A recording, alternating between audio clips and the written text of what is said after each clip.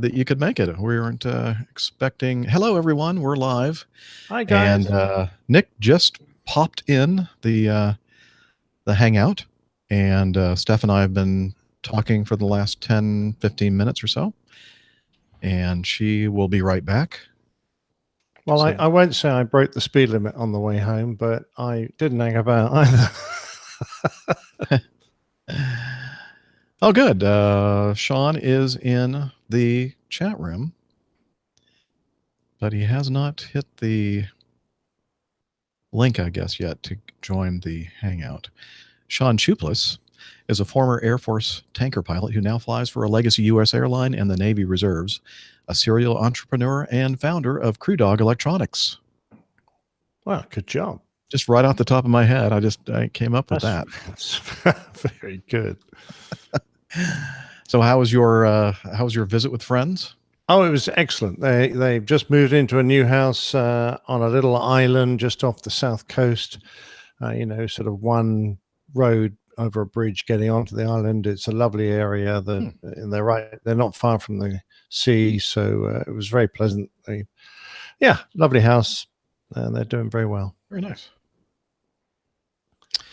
Very nice. Well, I'm glad that you made it, sir. And I'm kind of half expecting Dana to join us, but maybe he's underwater somewhere. And I mean that in a good way, like with scuba equipment. Yeah. He is in the Cayman Islands, I believe. Charles says the new studio looks great from that angle. Thank you. I've just you can't see much of it. This is where you were before, right? When you had your desk and you were doing the show. I was actually facing that wall behind me. Now I'm in the opposite corner, and the window's just right here beside me. But it was the same room, right? Yeah. Okay. I'm just trying to get my bearings. Yeah. For some reason, I was thinking it was like underneath, but you don't have a basement. That we've clearly established that, because that's where you want me to stay, the non-existent basement. Yeah, exactly. I hear it's cozy. Very cozy. I've just realized that I'm on the wrong camera. Hello, Julie. Jeff says hi. Hi, Jeff. No, I said hello. Hi, Julie. She said hi. Wait, I say hi too. Hi. And Steph says hello. Hi. The dog toy is still alive and well. Steph says she's very pleased you're still alive and well. No, the dog toy is still alive and well. The dog toy. Yeah, doing okay. The what is still? I've got her shouting at me. What did you say? The dog toy. Oh, the dog toy. The dog toy is still alive and well. Wow. Can't believe it. I thought he'd have sorted that one out. Too sweet. No, he loves it. He carries it around everywhere. Squeaks it at inopportune times. So. I love it. Did you get my message? No, I didn't. Hang on a minute, guys. Yeah. If Yep. If you're going to be delayed starting. Just a second. I'm trying to do 10 things at once. Hi, Sean. Hello. Oh, Can you guys hear me? Yes. Hey, Sean. Yeah. Perfect. I got it all figured out. Beauty. Excellent. And apologies, I don't have a camera on this computer, so it's voice only, unfortunately. Oh, okay. That's fine. No worries. We'd rather look at a tanker anyway. I know. Well, that is me in the tanker. Just forward of that shadow of the F-16. That's me flying. Oh, so. nice. I'm The talking to you shadows- live from 35,000 feet in the air. Excellent. Oh, wow. First time. I wish. Hey, so you've listened to the show, right? Yes. Okay. So we'll do we'll include you in the intro. So let me make sure I have Do you have the appropriate guest the music? appropriate guest intro music. Let's see. Why wasn't that playing? Do you hear anything? I don't hear anything. I don't either. Why? Oh, I know why.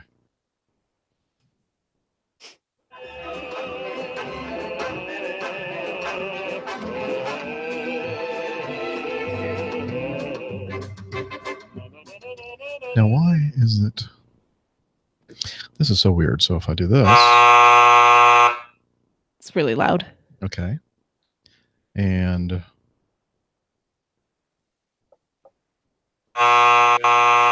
still very loud.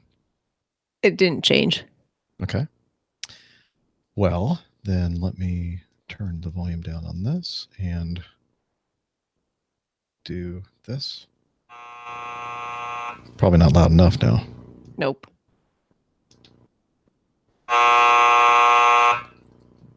Better? That's fine.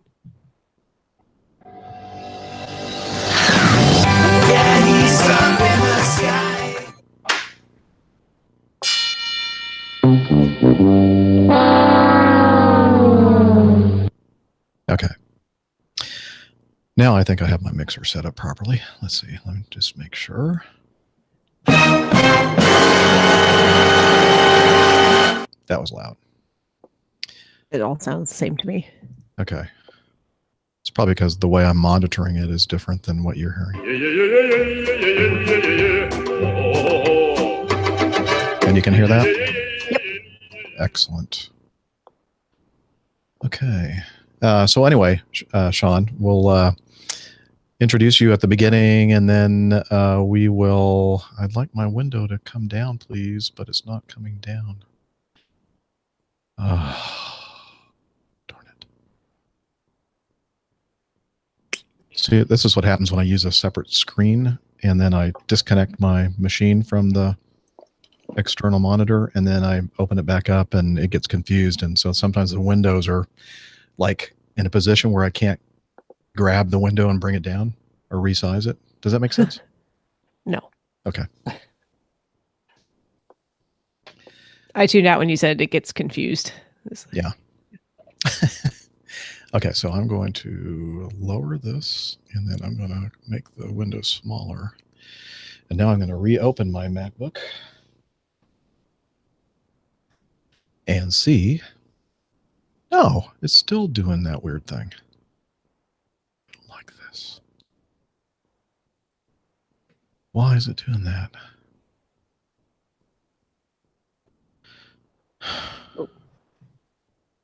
I'm assuming we have a moment here still, correct? Yeah. Okay.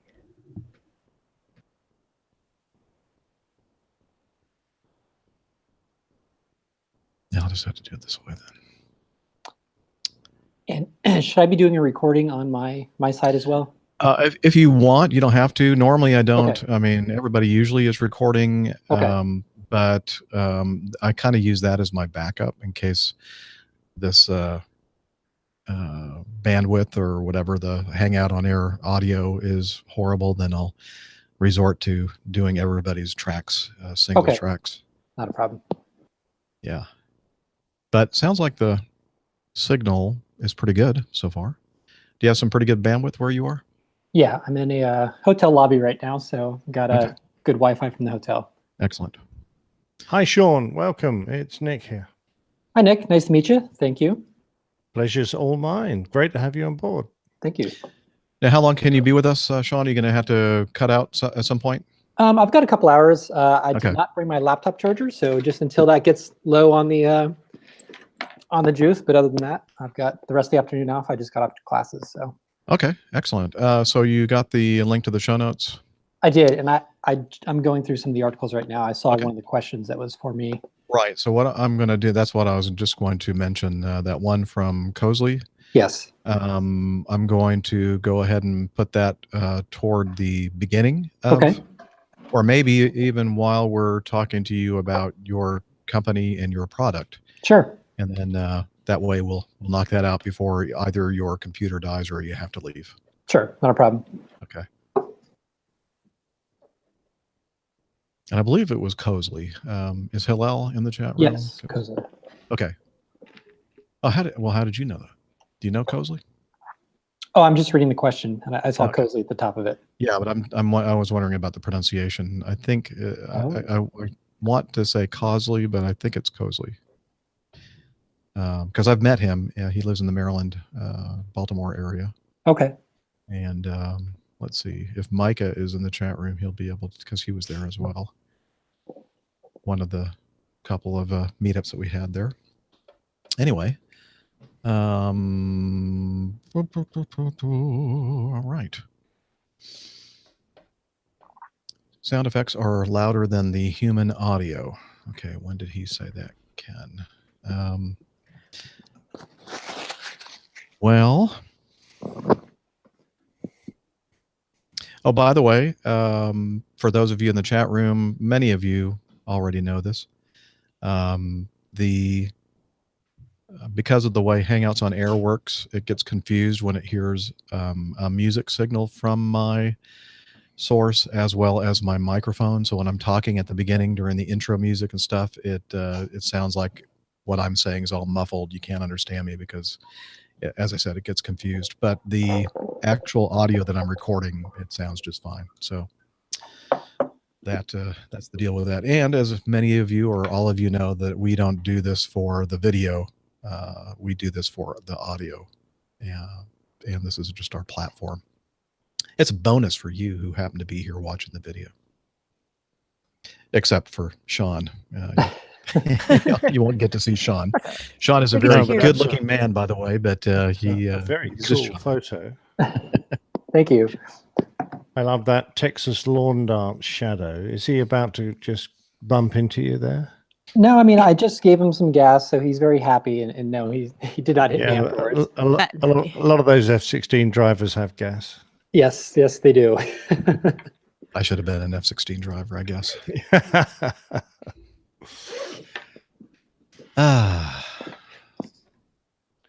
TMI, right? A little bit too much TMI. You'd be on the list of captains that I don't want to fly with. I don't like the captain. I don't share that with my. Jeff shares everything. No, I don't. But that is something I don't share. At least not advertently. That and tuna fish are not allowed in the cockpit. How about sardines? Ooh, no, hard pass. Okay. Sardines? I love sardines.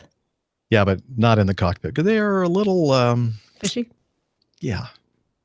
Yeah. A little fishy. They're so convenient though. They come in the little tin and you just open it up and, Yeah. True. Yes, because we used to indulge in Tokyo was a whole deep fried garlic ball, and we'd have that the night before we flew home. Deep fried what? Garlic ball. Garlic, there's about 12 cloves of garlic all deep fried together. Ooh, I like that. Sounds good. Yeah. I think if it's other people's problem, right? Well, that's true. The cabin crew didn't visit us very much.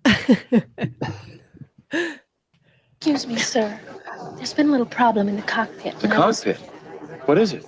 It's the little room in the front of the plane where the pilots sit. That's not important right now. Such a quotable movie. Yes, it is. The whole movie. Yeah, the entire movie.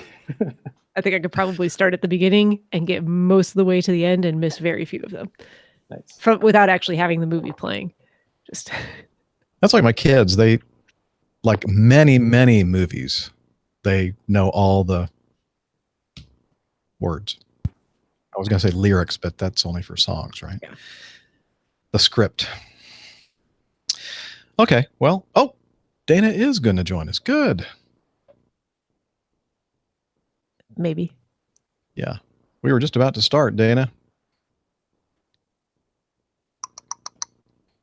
So we'll wait just a few more moments. Let me see if this works. WAPG, it's the airline pilot guy.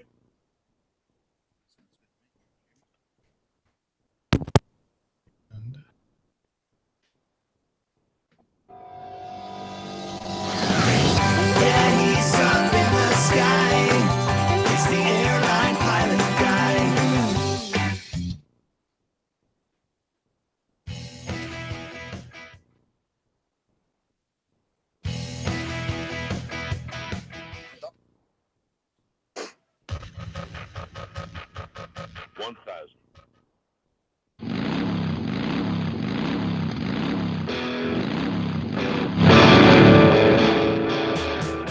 I just love that music. And it's free. It's copyright free. It's Google. It's YouTube Music Library music. Am I the only one here? I got you loud and clear. Sorry, Oh, I'm thank here. I turned off my mic because I was coughing a little. It's really, it's kind of disconcerting when I hear. I haven't heard anything from Dana yet. I think he's trying to. Check 1, 2, Oh, there he is. Oh, here. Not that. He's singing. No, I heard him. Kind of, I think. Very, very barely. Are you using the USB? Is your mic turned on The little switch? on the top? I'm so congested. Check 1 2. See, I hear him. It's just. Nope. It's when you're doing your something there. I can hear it very loudly. Whatever you're. He's got a broken switch on that mic, and he thought it was permanently on, but it appears to have turned itself off. Oh, so you took the bad one with you. All right.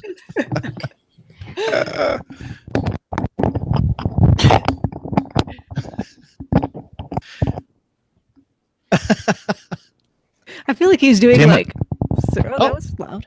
Yeah, we hear that. Can you hear me now? Oh yeah, it's like over modulating loud now. Hey, is that better? Yes. Okay, well, I won't have it so close to my face. Perfect.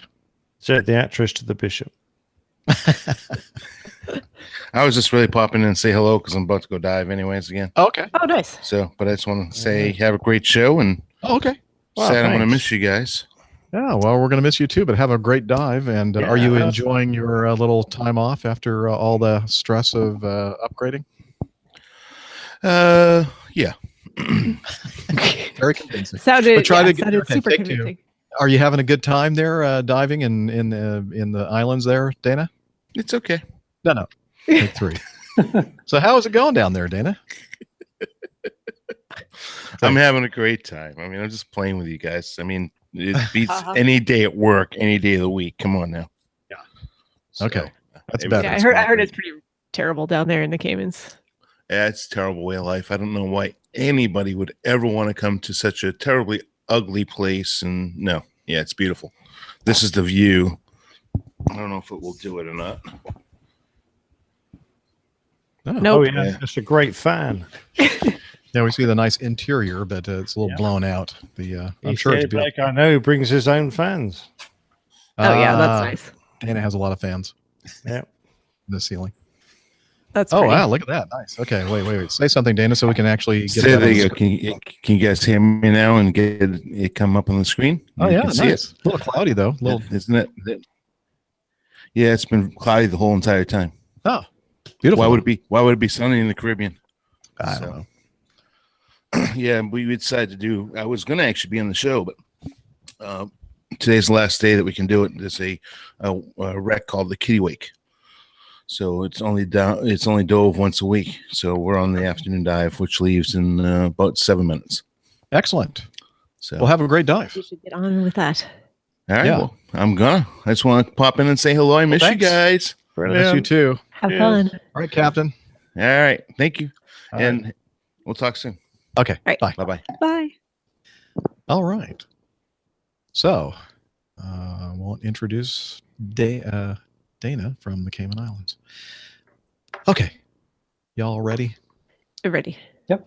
Okay. Here goes. Oh, wait. We have to start our recorders. Oh, crap. I completely forgot. Yeah, me too. Mine's running. I only have a nice little sticky note here that it's like right in front of my face too. I still I can't be bothered. haven't even started Adobe Audition yet. Oops. Mine is running. It's just not recording. Oh, Ah, you know what? It is recording from the last show we did. Should probably erase that.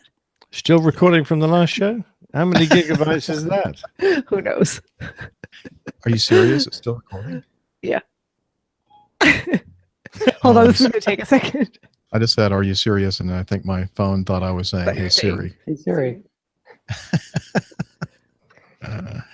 Okay, wait. I gotta unmute those, and I need to go over here. Sorry, Sean. This is pretty much standard. Oh, no worries. Takes a while for us to get things going here. Bunch of professionals here. Yes. Not. I don't Not. even know how big this file is gonna. It's gonna get deleted immediately. It's still. I'm working, surprised but, that your hard drive has any room on it. you know, Is this like the last week of your life all recorded on one file? Yeah, except I haven't touched the computer since we did this last week. Oh, gotcha. Good thing.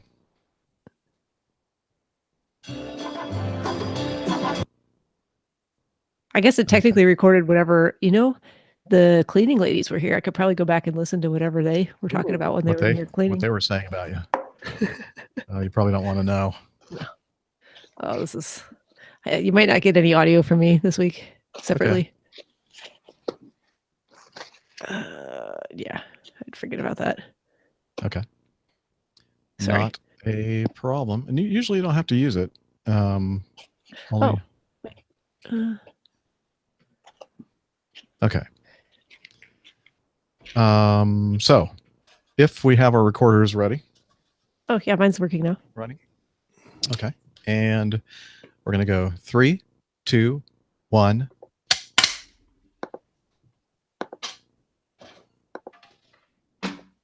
It's like a full second. Can we do that one more time? Yeah. Okay. So you want to hit start when you do the snap? Start on what? The audio recording. Oh, you're recording too? Yeah, I can record. Yep. Okay. Yeah, we're just doing go ahead and hit record, and then, then when I clap. do the snap, then just clap, and then Okay. that way we'll have a marker. Got it.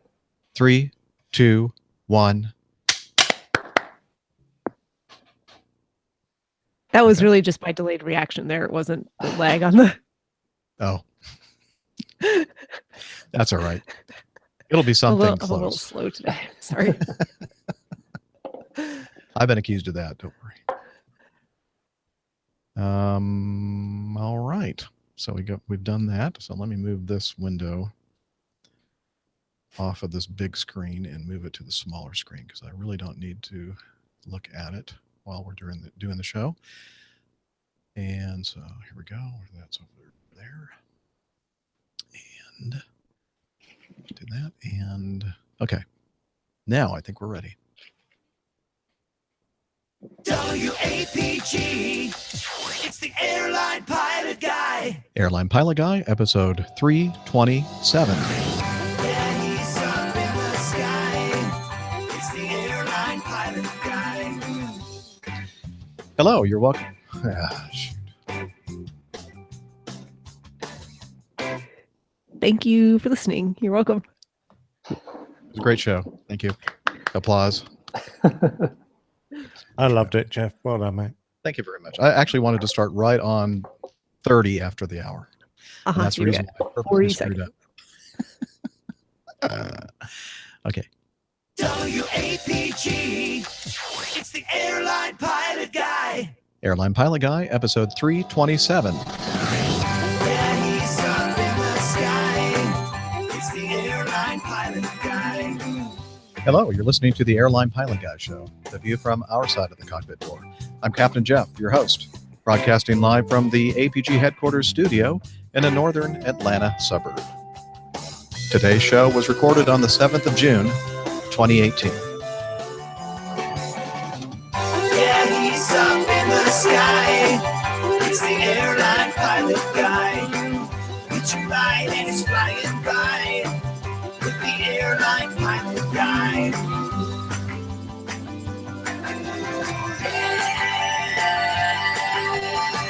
In today's episode, the unbearable stench of an unwashed man causes an in-flight divert. An American Airlines flight makes an emergency landing after encountering severe hail.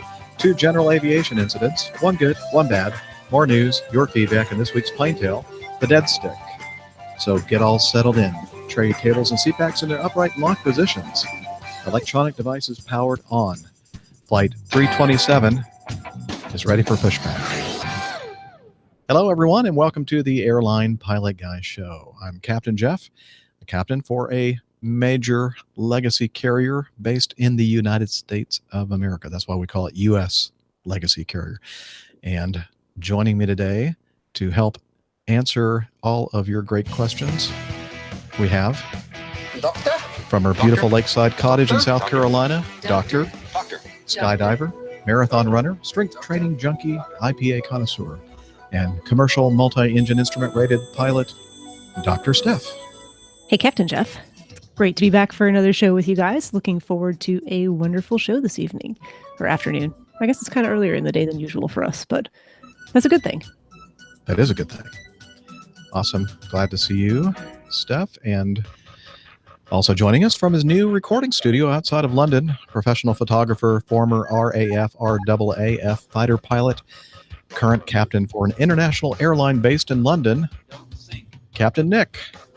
Hi there, Jeff, Steph. Great to be back on the show. What a lovely day it is here. And just for a change, we're starting the show and I'm looking out of my window and the sun is still shining. Unbelievable. It's a good thing, right? Yeah, very good. We should be finished before midnight. I hope so. Also joining us, yes, you recognize the music. That's the special music that we have for special guests. And we have our guest crew member today, a former Air Force tanker pilot who now flies for a legacy U.S. airline and the Navy Reserves, a serial entrepreneur and founder of Crew Dog Electronics. His name, Sean Chuplis. Hi, Jeff. Thanks for having me. Look forward to talking to you guys. It's an honor to be on the show. Well, we look forward to talking to you as well. And we're glad that you could join us today. And let's see. Okay, I guess it's time now to tell our singing guy that he can stop. Okay, thank you. All right, there we go. He's just very enthusiastic. You know, he just going to go on for about 10 minutes. Keep going. He looks a bit offended now the way he's storming off. I know. He's like sulking. Sorry. Yeah. Anyway, so on a previous episode, we were talking about this email that I received from someone who, we're talking about Sean right now, who, in addition to all the things he does as far as flying and everything else, he dabbles in electronics, and he created a product called Stratix. Actually, I guess that's technically the name of the open source project. Is that right? Yes, Stratix is the open source project, and it's a collaboration between people in the U.S., Europe, overseas. But my company is Crew Dog Electronics, and I basically try to make this open source project available for anybody and easy to order. So you don't have to go and plug a board together and have any knowledge of electronics yourself to do it. Okay, so what is this product we're talking about? So basically, it's a ADS-B receiver, very similar to the Stratus 2S. So it'll get weather information, also traffic, GPS. But the major difference is it's based on open source technology. So a bunch of people got together and decided that maybe ADS-B receivers shouldn't cost $1,000. So they went and looked at some existing technology. It's built off something called a Raspberry Pi. Not something you would eat. It's a little $35 computer board. And so they developed some different components to put on there, developed the software. A guy named Ryan up in Canada developed a case for it. And it's this open source project between a couple dozen people. And I took some of these pieces, added some parts of my own, and started selling them on Amazon and also on my website. And I just try to make this very easy for people. I know that when I tried to build this myself, I had to go out there and look at a bunch of forums and a bunch of videos and spend a long time trying to piece it together. So I make it very easy for people to just buy this, open up the kit. I've got like a 8-minute YouTube video on how to screw in the antennas and get you up and running. Yeah, it really is not complicated at all. The way you've put everything together and made it nice and easy to understand. And as you said, it's just a matter of screwing in a couple of antennas and actually attaching the battery. Captain Jeff, it's perfect for people like me because I probably could figure out how to put all that stuff together, but truth be told, I would not put in the time or energy to actually do it, and would probably just fork over the $1,000 for the commercially available product because that's the easy way to do it for me. But this makes a whole lot more sense, and Sean has been kind enough to send us one, which I've actually been using. And actually, I should have it with me here, but it's in the next room over. I can go grab it so people can take a look at it on the video if you want. I'll be right back. That'd be awesome. Okay, and while she's gone getting the unit, what do you call? I know you work for Crew Dog, your company Crew Dog Electronics, Sean. Do you call this just the Stratix, just based on the open source? Yeah, Stratix is the name of the open source project. And like I said, it's a few different people around the country. So my particular company, Crew Dog Electronics, and just like Steph was talking about, I spent a long time in my aviation career as an instructor in the Air Force. And then I also did a lot of CFI work. So when I got hired by the legacy carrier, I saw how much aviation was changing, and there's all these tools available to kind of like change the way we do things and make things a lot safer. So going from like paper pubs and paper charts to looking at everything on an iPad, and now having like live weather and live traffic, it was a total game changer for safety. So the reason I got started on all this is I wanted to build one for myself, and I saw how difficult it was, and then I built it, and a couple of buddies from the squadron were like, "Hey, you built that. How about I give you a little bit of money, just build one for me?" So for me, the thing that really kind of drives me is I hear stories every day from people that are using these devices. You know, anyone from people doing Hurricane Harvey relief efforts, bush pilots up in Alaska. There's some guys at the Houston Life Flight that are using it. And I just hear them tell me about how much safer this makes them and how appreciative they are that this is at a price point they could afford. So that really keeps me going. I'm just trying to get back to the general aviation world a little bit and make everybody fly a little bit safer. Okay. In the chat room, our main man, Micah, was asking if this is ADS-B in and out, and it's just ADS-B in, correct? Correct. It's receive only, and ADS-B out is the 2020 mandate, and that's a much more complicated kind of problem to solve, and you won't see anything. There is a solution from EU Avionics for ADS-B out that's around the $2,000 price point, but I think that's the cheapest one out there right now.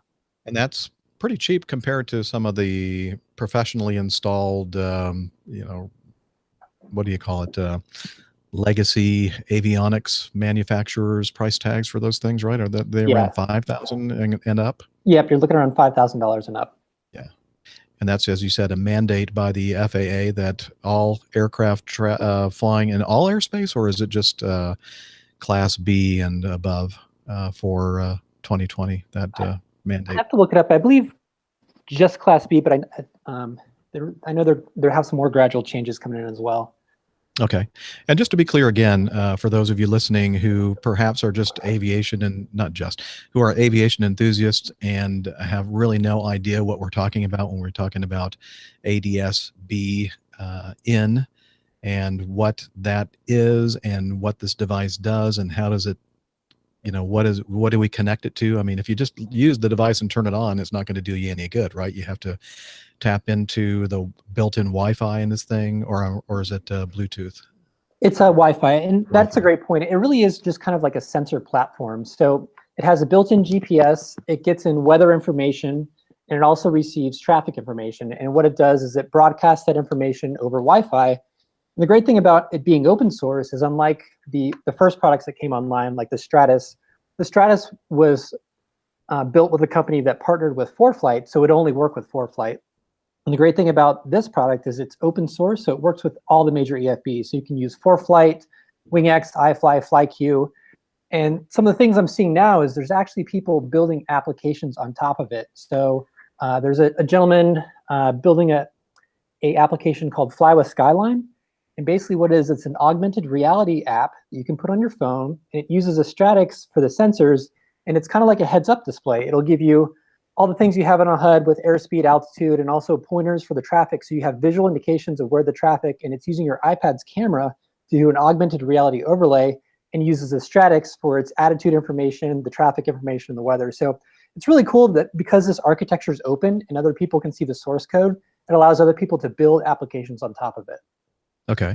That's awesome. So ForeFlight, again, for those of you not familiar with what we're talking about, is an app that you can put on, well, I guess you could put on your phone, but most people use their tablets. Is ForeFlight iOS only, or is that?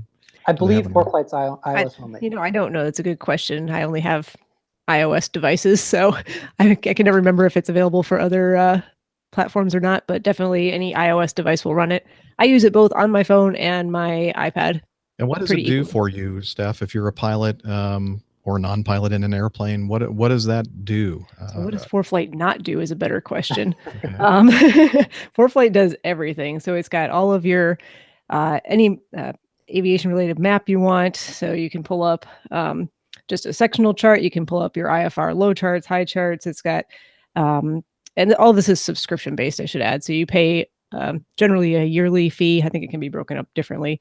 And that's just for ForeFlight, because there's some other apps out there like ForeFlight, maybe that don't do quite as much, but are not subscription based, and some are actually free. Yeah, correct. This one will pull in all of your weather data, your radar, you can basically go in and get all of your briefing information. You can get, it's got all of your procedures, your approach charts, your, I don't know, just everything is in here. So you can do your flight planning on it. You can actually submit your flight plan through ForeFlight. They'll send it off to the FAA for you. So that way, when you put in your flight plan, what you want to do, and then you call up to get your clearance, and they've already got it. It just makes things very, very simple. So, Steph, since we have you on the video right now, you want to hold up the Stratix Yes, unit? let me see if I can get the product whole thing in from here. True Dog So- Electronics. And maybe Sean can help me say what all the different components are. Oh, sorry, Sure, absolutely. Velcro. So basically, easy enough. This is battery to power everything. And it works simply enough. Once you plug in the battery to the unit, it just turns on and it's good to go. You have to give it a few seconds for the, I guess, for everything to turn on. So this is the Raspberry Pi or something like that you were The talking Raspberry about? Pi is the board inside. Inside It has of a it, couple little correct. chips. It's got a GPS chip inside, a couple radio receivers, and also an attitude chip, so it can tell you up, down, left, right, and give you inertial movements. Yeah. So, and then your antenna here on the top, which do not come assembled to it, but the antenna are labeled, as are the ports where they go in. So easy enough to put Very together. easy with all the labeling and everything. Yeah, it's really simple to use, and then some suction cups on the back. So all you do is stick it to the window so you can get good reception through the antenna. And as Sean said, it connects through Wi-Fi to your device, and it works. I mean, I only use ForeFlight, so I can't speak to the other electronic flight bag programs out there, but it's pretty seamless integration. You just go to your devices that it can connect to, and it recognized it instantly. I didn't have to do any additional setup. And the cool thing about, this is all enhancing safety, situational awareness, and also traffic displayed as well, and kind of our traffic collision avoidance system, TCAS. No, I should not. Yeah, traffic collision avoidance system. I didn't say TCAS system. Somebody was pimping me It wasn't for that. redundant. Yeah, I thought I had, but I didn't. So I've not seen the ADS be the traffic readout in use myself. How does that work out? How does it display? I mean, is it nice having all that information on your Yeah, it's tablet? nice having all that information. I will say though, because there are a lot of general aviation aircraft out there that are still not ADS-B out. They don't show up, so you still have to be cautious. But anyone who is ADS-B out will show up. It was, I've used it a couple times where I've been doing pattern work, and there have been people in the pattern with ADS-B out equipped in their aircraft, and that's really nice to see what they're doing in the pattern too, especially when one of them, I think, was very clearly a student and was making good radio calls and doing everything they were supposed to, but I think they were having a hard time knowing where we were in the pattern. That was just a lot for their level of situational awareness that they could manage. So it was nice for me to be able to not only have the visual reference, but then keep track of it on the iPad as well. So, and then the other day I was out flying, and there was a guy I don't know what he was flying. I was a little too far away to see, but I was watching him do laps in the pattern as I was coming back into the local airport, and he wasn't talking on the radio, and he did not show up on ADS-B out. So I don't think he had any actual stuff to work with. So, but. Okay. And Lane is helping us out, our chat room. Oh yeah, I was going to add that in too, but thanks, Lane, for the year 2020 rule for ADS-B is class A, B, and C. And the reason for that is because it's required in areas where mode C transponders are required. So that's class A, class B, and class C. So very cool.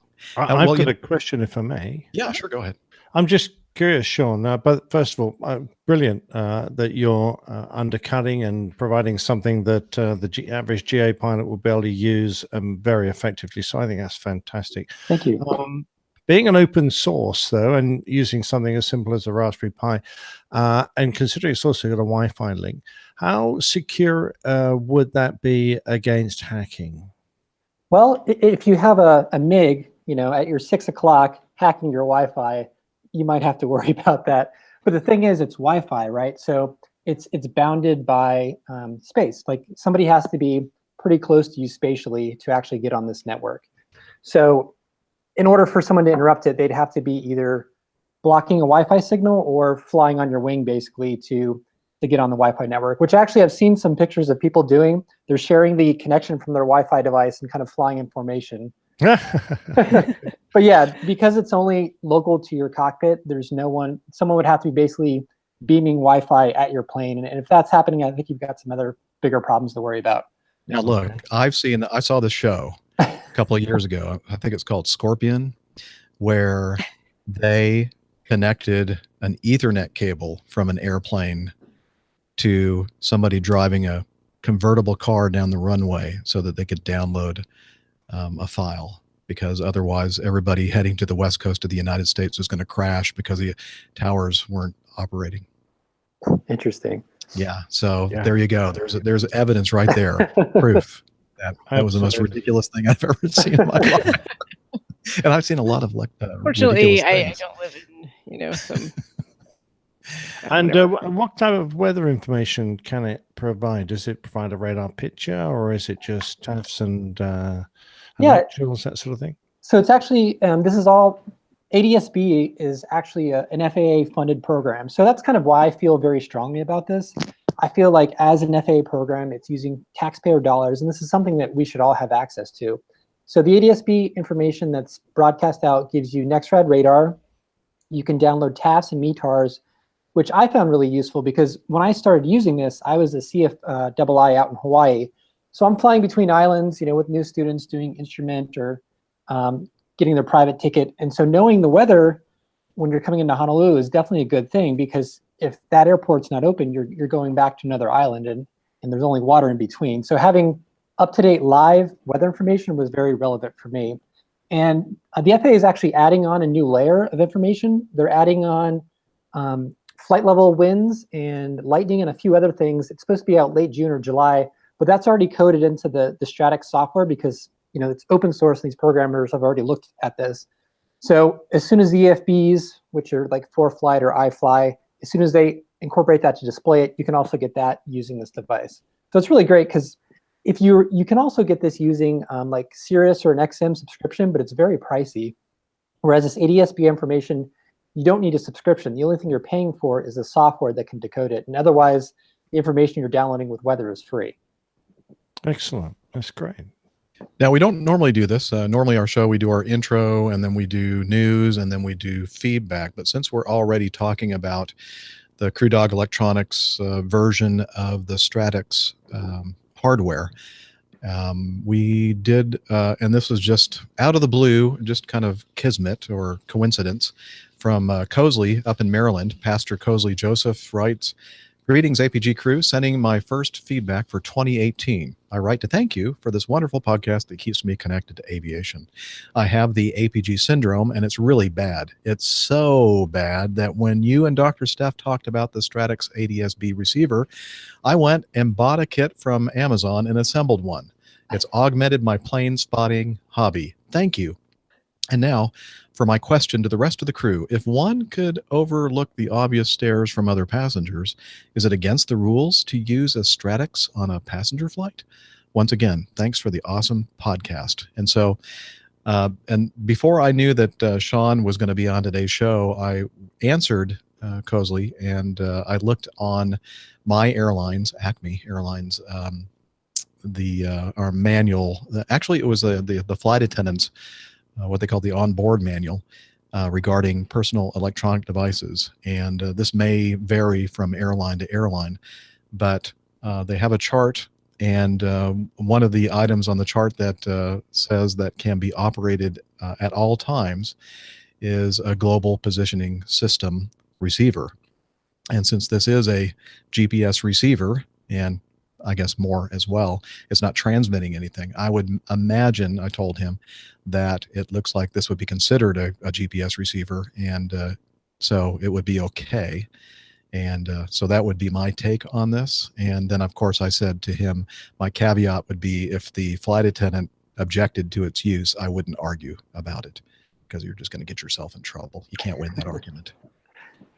Yeah, I would agree with you, Jeff. The other Acme airline that I fly with has similar policies. And Okay. like you said, this is a receive only. The only thing that it's transmitting is Wi-Fi signaling. And most planes have Wi-Fi in the cockpit now. So I've actually used mine as a passenger on a few airlines. got a couple of stairs, and I'd just show people what it is. Hey, I'm a pilot. I'm testing this out, and look at all the traffic I'm getting while up here in the air. And then people kind of tend to be a little bit more okay with it after that. Yeah, I would imagine at first they see this box with a couple of rubberized antennas sticking out And of a it. battery attached to it. Ticking, and then no. Yeah. Oh boy. Yeah. So I could see you might get some strange looks, but it should be okay. And so I wrote Cosley back and said, hey, actually, coincidentally, we're going to have Sean on the next show. And I asked him if there was any question that he might have for Sean. And he came back and said, yes. Is there a way to boost the 978 signal reception on the ground so we can pick up weather information on the ground? And he adds, otherwise, I'm thoroughly enjoying the Stratix experience. And I read the question. And so this is really designed for people that are flying in the air. So the 978 reception is based on line of sight with the towers. And you can actually look, they're all throughout the US, Alaska, and down in the Caribbean. So unless you're line of sight with one of the towers, you're going to have a real hard time getting weather information. But a lot of people that are plane spotters like him will use this to get traffic information. And I've done this in my living room. I can plug it in and I can see airliners flying overhead and traffic within 10 or 20 miles around me.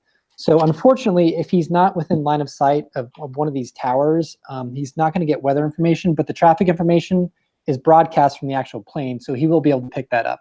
And I don't know of any way to boost the signal reception that high that you'd be able to receive the weather. But if you live close to like maybe an international airport or something like that, you might get lucky and get that 978 reception. Excellent. Well, Stand on a hill. Yes, very high mountain. Go to Denver. There you go. Or rebuild your house on a mountain, Cosley. Come on. All right. Well, great. So if somebody were interested, let's say a general aviation pilot listening to the show, and they wanted to learn more about your product, how would they do that? Sure. So I have a website, Crew Dog Electronics. So they can go to crewdogelectronics.com, and I've got a little intro video on there that actually shows me unpacking it and getting it all started up, and it's under a 10-minute video. So they can go there. I've also got a Facebook page, YouTube. I've done a lot of little videos on YouTube on just little troubleshooting things and other things with ADS-B. And I'm also the top-selling aviation GPS receiver on Amazon. So any one of those places, you can go check it out. I know, little of me disrupting the aviation GPS market, but it's pretty exciting. You got any bad? Oh, go ahead. Sorry. And I will also be at Oshkosh this year, and I'll have some of my pilot friends we should be selling at Oshkosh. So you can find me there as well. Oh, nice. Yeah, I know that several listening to the show will be at Oshkosh this year. So I was asking if you were getting any negative or bad messages from that company that sells the Stratus. That's a tough question. Okay, well, we won't talk about it then. One positive I will say, because obviously I'm taking away some market share from them. Yeah. But they have, recently they did not work with our attitude information. Their program was not taking the attitude information that we put out.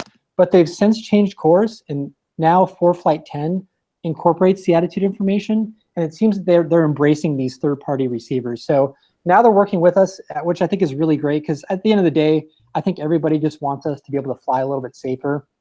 And so I think they're finally on board with that mission as well, and everybody's kind of playing nice. So it's been pretty positive overall, and I was really happy to see that change in their latest software update. And just so everybody has a frame of reference, the standard off-the-shelf commercial version of this hardware is around $1,000. And what does your kit sell for?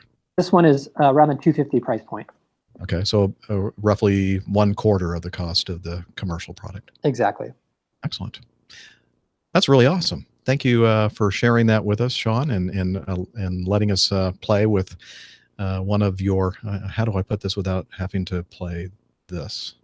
That's what she said. Letting us play with your unit. Ooh, so to speak.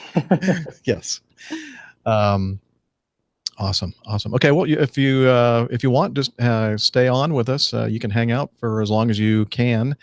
And we're going to continue with our intro section here, talking about catching up everybody with what we've been doing this past week, and then we'll talk about news, which I think you might be interested in adding your 2 cents on. Sure. And And I can put in one more plug. I'm yeah. finishing up at the Naval War College, and I did my research paper on drones and autonomous warfare and also artificial intelligence. So we want to go down that rabbit hole. I just wrote a 18-page research paper on autonomy coming into warfare and AI systems and stuff like that. So Ooh. something that will affect our jobs or probably take away our jobs one day. So if we want to go down that rabbit hole, I'm happy to chat about that as well. Okay. Well, yeah, that might come up on today's show. And if not, we'll know who to talk to about it in the future.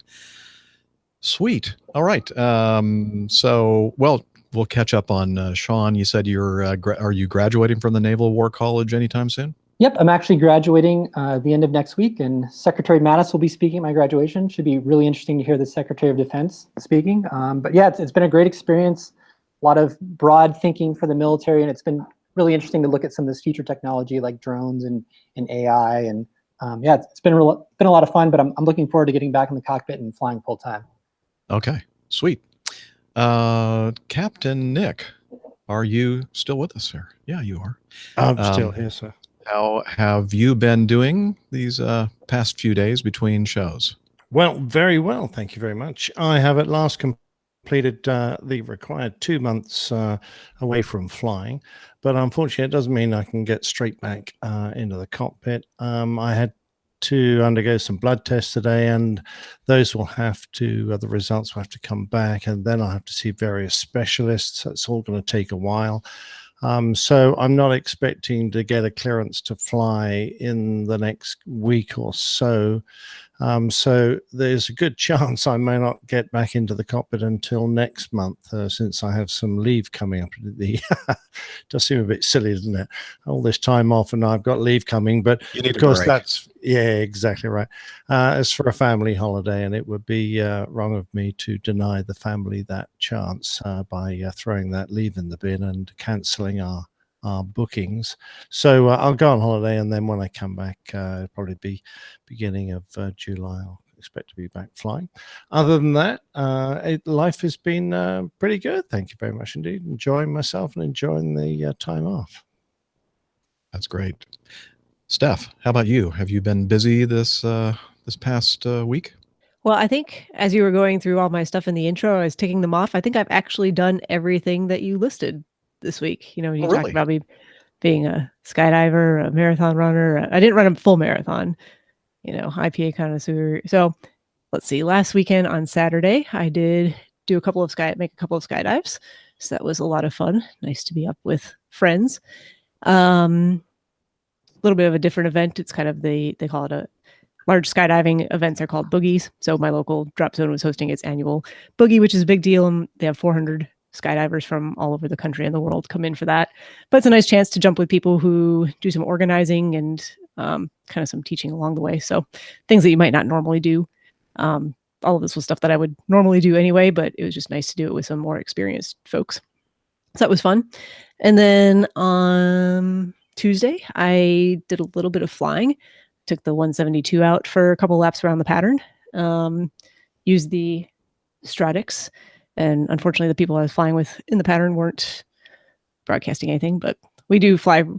I do fly very close to Charlotte Douglas, so I do get all that commercial traffic that shows up there, which is not really any factor for me for where I am and where they are. And then, yep, I've been to the gym. I've done some weight training. This has been week 1 of marathon training for fall marathons. So back out running, and I've had at least one IPA along the way. So it's been a good week. One. I like that. At least one. Yeah, I've had at least one Uh-huh. the last few days myself. I might have had 2. Yeah, me too. All right, excellent. All right, and then myself, I was supposed to be on a 4-day trip this week, coming home this morning, but wasn't feeling so hot on Sunday afternoon, Sunday evening, and I called in sick for my trip, and feeling much better now. Thank you very much. And that's pretty much been it for me. No, we were supposed to have a meetup in Dallas area, downtown Dallas. And we're going to go to a smokehouse and all that kind of stuff. And so I do apologize to those folks who were looking forward to that. We had to cancel that. I'm assuming it was canceled. Maybe they got together anyway. I don't know. But yeah, that's pretty much it. We're all caught up, which is good. And with that, I think now it's time for us to talk about the Coffee Fund. No, wait, let's don't do that yet. Let's talk about an upcoming meetup of the APG and airplane geeks and aviation geeks in general, the Innovations in Flight at the Udvar-Hazy National Air and Space Museum up next to the Dulles International Airport Complex there in Virginia, near the DC area, on the 16th of June. Again, planning on flying up with Mike in his Beechcraft Musketeer, and we're going to be there for the event on Saturday and either leaving Saturday night or Sunday. That's kind of up in the air right now. But if you're going to be up there for the event, please look for us at the National Air and Space Museum Udvar-Hazy Center on the 16th of June. And now I think we can safely talk about the Coffee Fund.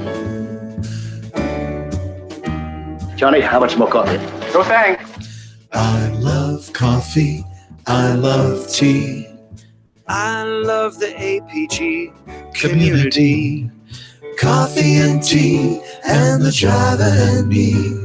A cup, a cup, a cup, a cup, a cup.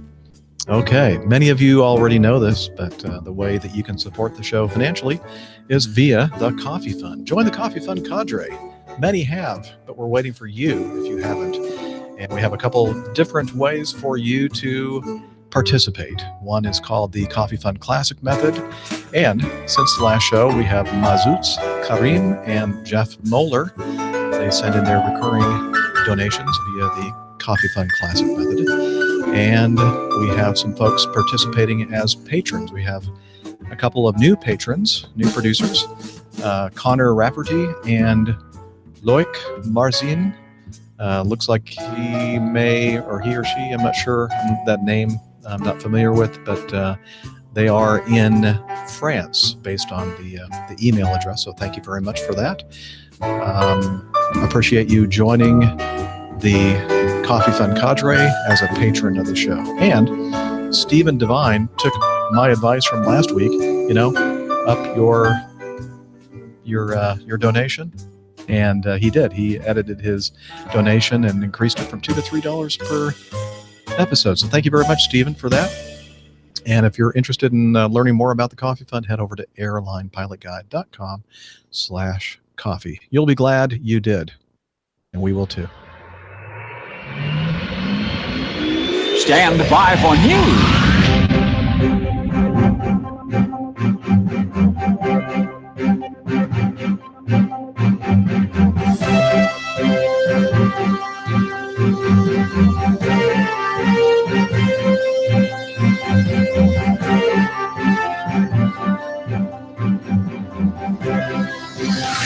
Yeah, he's up in the sky. It's the airline. Yeah. Oops. I was hitting a hotkey on what I thought it was heading on Evernote, but that was still, the focus was still on my soundboard. So apparently I fired off another sound. That's okay. I'll fix it in post, as I like to say. Let's see here. So now I'm focused on my Evernote app and I'm in the news section. Let's start off by this one. Very, very interesting situation. And I'm going to start off by saying, so what's up, Chuck?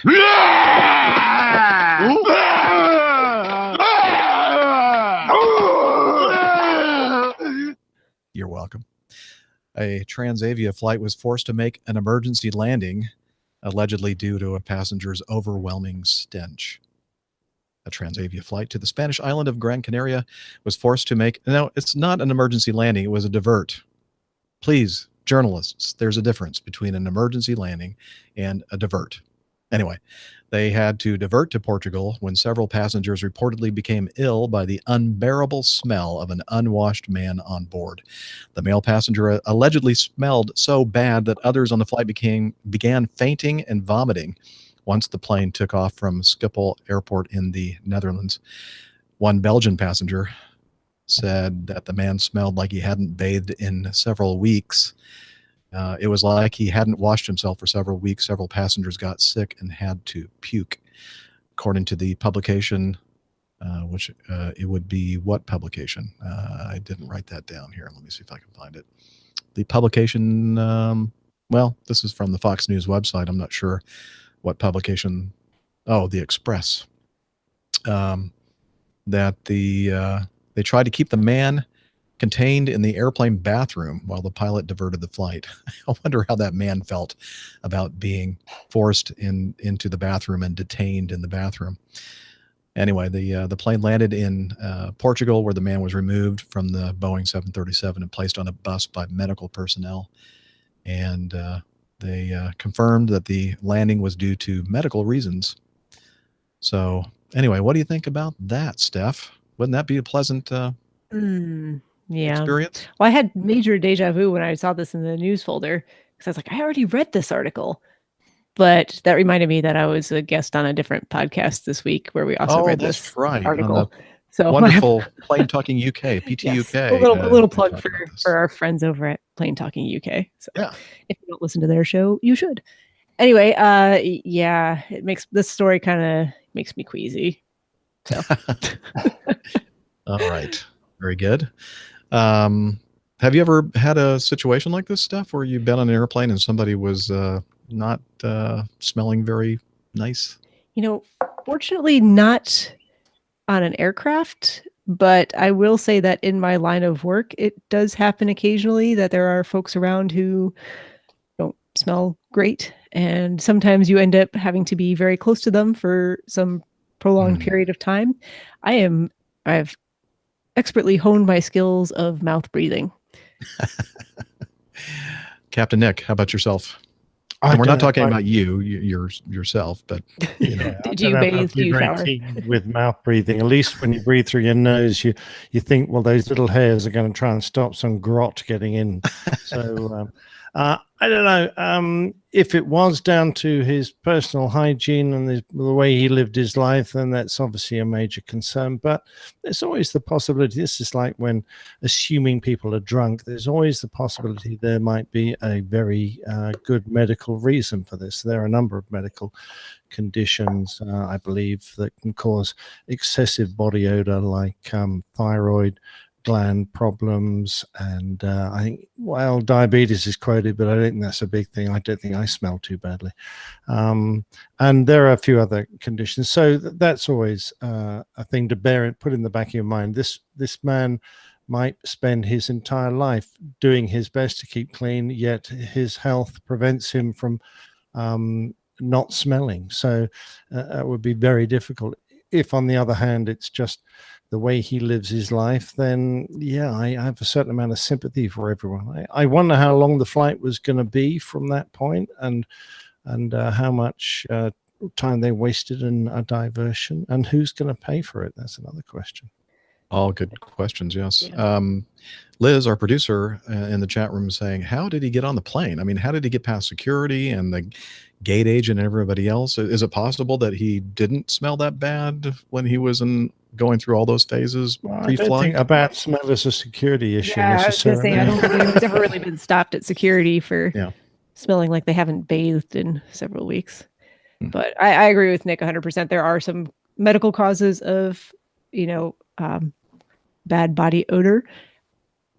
They don't usually cause people always to smell like they're just unclean and unwashed, though. It's kind of a different odor in a lot of cases. I don't know that the average person off the street would really know the difference, and if it's a particularly strong smell, it might not matter which of the two it really is anyway, for those that are nearby.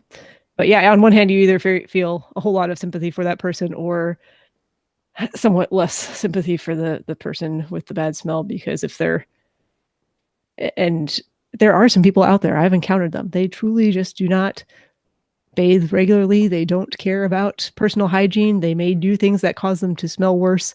Additionally, on top of that, like heavy smoking, and it can be really difficult to be around those people for any length of time, especially in close proximity. And you want to try to be nice and charitable, but when you can tell that it's just a matter of how they've been living their life, as opposed to a definite medical condition, then it's tough. Well, we'll move on to the next story from the Independent Business Journal, or the Indiana Business Journal, IBJ.com. Republic Airways Holdings plans to open an aviation school at Indianapolis International Airport that will be capable of producing hundreds of commercial pilots each year. The locally based airline announced on Thursday the school is expected to help Republic create 600 jobs in the state by the end of 2028. At the event, let's see, Republic and the rest of the airline industry has been grappling with a pilot shortage issue for years. The regional carrier cited the shortage as one of the problems that drove it into Chapter 11 bankruptcy reorganization in 2016.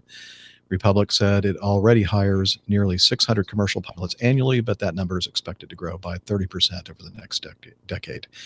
And they're calling this the LIFT Academy, Leadership in Flight Training. They are going to start accepting students, and all graduates of this program will be offered jobs as first officer pilots with their company, Republic. And in commercial aviation, the first officer is second in command on an aircraft to the captain. We all know that. Entry-level pilots at Republic are paid about $60,000 a year plus benefits. So looks like, as we've mentioned many times before on the show, with the shortage, the looming catastrophe ahead, the airlines, some of the airlines are starting to do something about it, and looks like this is Republic Airlines' answer to start this training school. Yeah, very topical, Jeff, considering our discussion on the very last APG show when Dana and others were suggesting that oh God, where are the flight instructors going to be to train all these people? Well, this looks like someone stepping into the breach there to start filling that problem. Assuming they can recruit enough flight instructors, this is a great step forward. Sorry, Steph. I was going to say, I don't know if Jeff mentioned this because I had something else to attend to for a moment there, but the nice thing about at least this route, which Republic is working on, is that the cost is significantly less than what it looks like it is for a lot of other places at $65,000. I don't know what all that includes. I don't think they detail it all. So whether that's truly all of the costs, I think you have to bring your own lunch. Yeah, probably. And I don't know. And your own airplane. Did it say in there? Did it say in there what the, assuming you go through their program and you've secured a job, if there's any type of time commitment afterwards with the airline or doing other things before you? I don't know that it said specifically, but they said a lot of times there's a time commitment. I don't know if it was in this article or not, but I think that it's kind of the same deal where let's see, the training process usually takes more than 2 years. Students typically take 12 months of classroom, online, and flight instruction to become a certified flight instructor. CFIs are paid to instruct other students. I think they're just talking about what normally the happens. other method. Okay. Yeah. I'm not sure on this. In this case, if they're required to stay as CFIs for however long it takes time, and then get their hours. Yeah. I don't know. I don't know all the details. We know some people that work for this company though, and they might know a little bit more about this program. Perhaps. So they can. There's actually another program similar to this for veterans. It's called the Forces to Flyers program. I don't know if you've covered this yet, but the Department of Transportation announced it sometime last fall, but they're targeting veterans. It's a similar concept where they have a few flight schools around the US and they're trying to ease the transition to the airlines for veterans. So they take veterans that don't have a lot of flight experience, send them through these schools and try and flow them into a regional and ultimately a legacy character. But yeah, this pilot shortage is tough. So it's nice to see that there's some initiatives to actually try and get people through the pipeline at a more affordable cost and make things a little bit more efficient. Yeah. So as I said, I think that this is something that we're going to see more of out of necessity, and the costs right now, they're trying to do the best they can to pare down the cost. And I think, as we've also mentioned in the past, I think at some point the airlines are going to bear the cost of training the people that they need to replace all of us old guys like me and Nick who are retiring in the next 5, 10, 15, 20 years. So Yeah. And I think others will follow suit. So we'll see. Yep. I think you are correct. All right, moving on to this one. This is an interesting event that occurred just a few days ago. And let's see, where do I start? An American Airlines flight 1897, took off from San Antonio and was headed toward Phoenix, Arizona. And in southern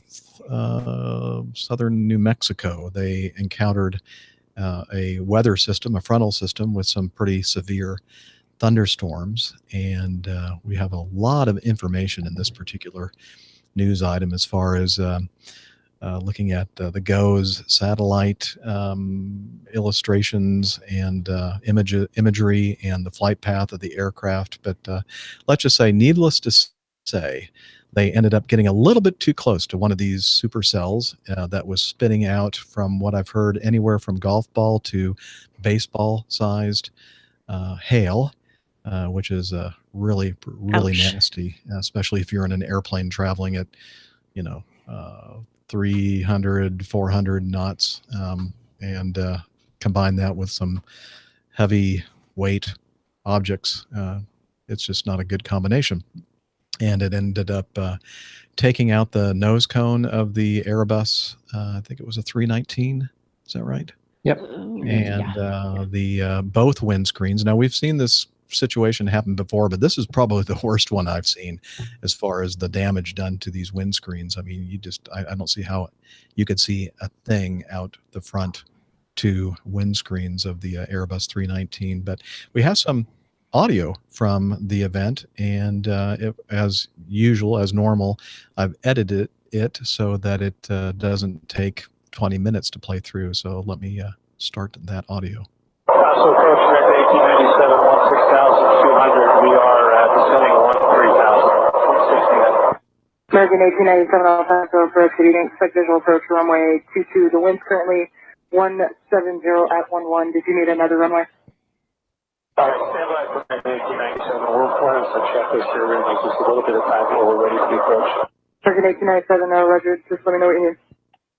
Right now, if you just provide us with radar vectors to remain in the area at whatever altitude will keep us clear of terrain and weather, that would be great for American 1897. I'd like to mention, I'm going to pause it for a moment, that it sounds a lot noisier in that cockpit than normal. I don't know, maybe it's just me, maybe it's just the bad quality of the radio transmission recording. 1897, Roger. You expect that. The hail has beat up our windshields pretty badly from American 1897, where at this time we don't have a whole lot of forward visibility. American 1897, Roger. Copy all. 1897, are there any injuries? Not that we're aware of for American 1897. American 1897, descend pilot's discretion, maintain 9 or 1,000. 1897. 1897, we're gonna isolate the frequency for you, just radio check. Okay, thank you. All right, American 1897, we think we're ready for the approach now, and we can give it a 1.5-mile final. We're set up for that. American 1897, expect that. What approach did you want? We're planning for the ILS for 22 for American 1897. American 1897, Roger. Expect ILS runway 22 approach, turn left heading 050. Left heading 050, American 1897. American 1897. Confirm whether the equipment is standing by. American 1897, affirmative, on the field, please. American 1897, how's your visibility? Do you want us to turn up the runway lights or anything for you? American 1897, Roger. Turn left heading 360. American 1897, turn left heading 310. We got the runway lights up for you. If you need anything else, just let me know. American 1897, Roger. American 1897, descend and maintain 6,500. American 1897, turn left heading 250, intercept the localizer. Miles from Baltimore, maintain 6,000, full established, cleared, ILS, runway 22 approach. Affirmative, runway 22, you are cleared to land. If you need to stop and hold on the runway, that is approved. American 1897. American 1897, affirmative, Can you make a left turn? Can you see where you can make a left turn at? American 1897, Roger. Continue on hotel, cross the 8 right approach. American 1897, after you cross the 8 right approach, they have gate Alpha 4 set up for you. If you need help getting there, just let me know. That'll be once you cross the 8 right approach, there'll be a right turn. American 1897, I'll pass approach yourself. 1897's with you, and go ahead. 1897, we just want to make sure you have your gate Alpha 4. Alpha 4, we are going to ask them to tow us near the gate from this point, if that's okay with you. I think we're all done with the equipment for American 1897. 1897, all right, we'll pass that on there. That aircraft's going to need a tow. They can only look out the left window, so we can go ahead and do that. Down American 1897. American 1897, this is will pass it down. I understand you guys do the tow. Yeah, it's okay. We're going to have company tow us in. We've got limited forward visibility.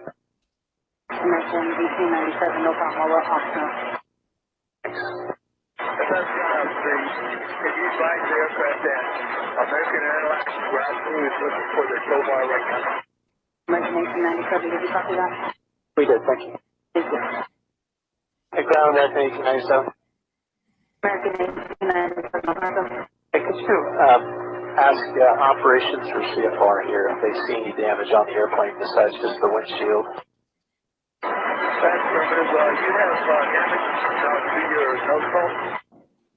Okay, thank you. And that's it. The rest of your aircraft looks okay? Let me go and make a quick check around it.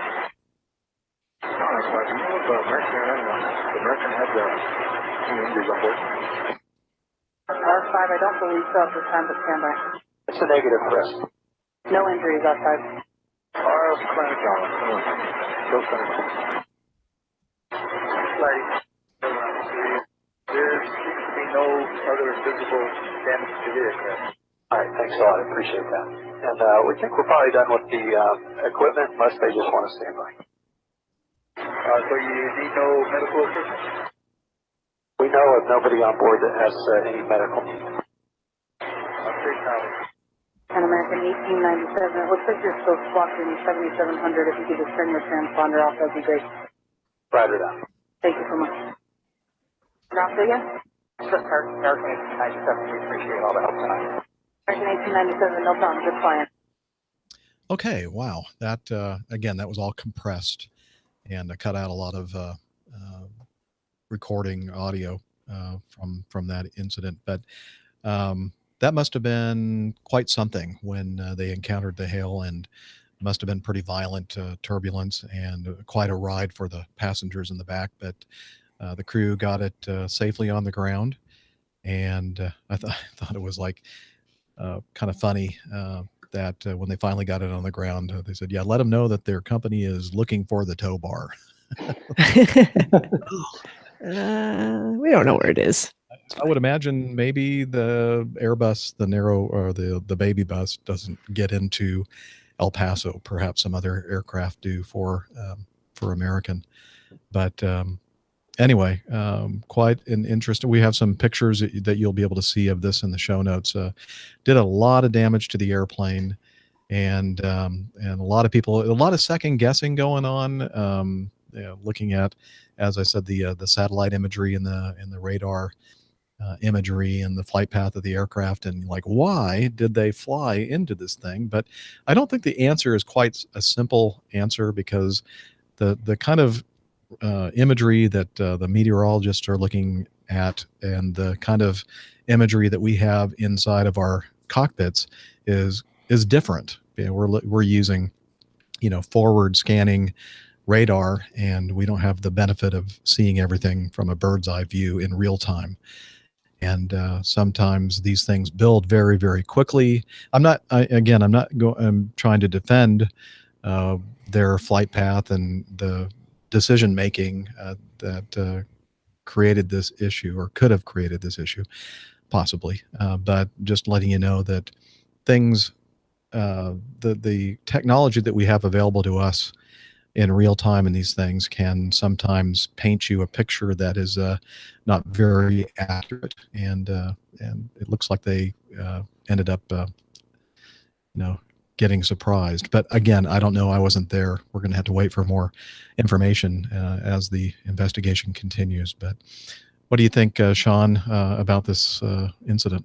Yeah, Jeff. I'm on the baby bus, as you called it, for my company, and I can definitely attest from firsthand experience.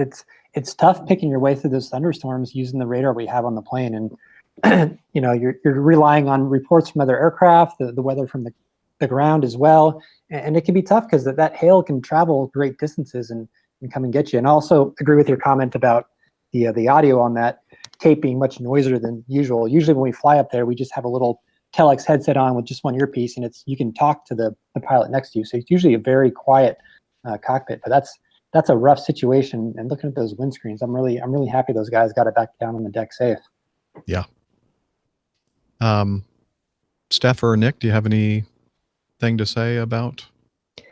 Not a whole lot extra. I mean, I think the biggest question probably is just, and I've only seen the little snippets of the radar, and again, that's not what they were looking at. So I don't know what that line of storms looked like, how long it extended, what the tops were on.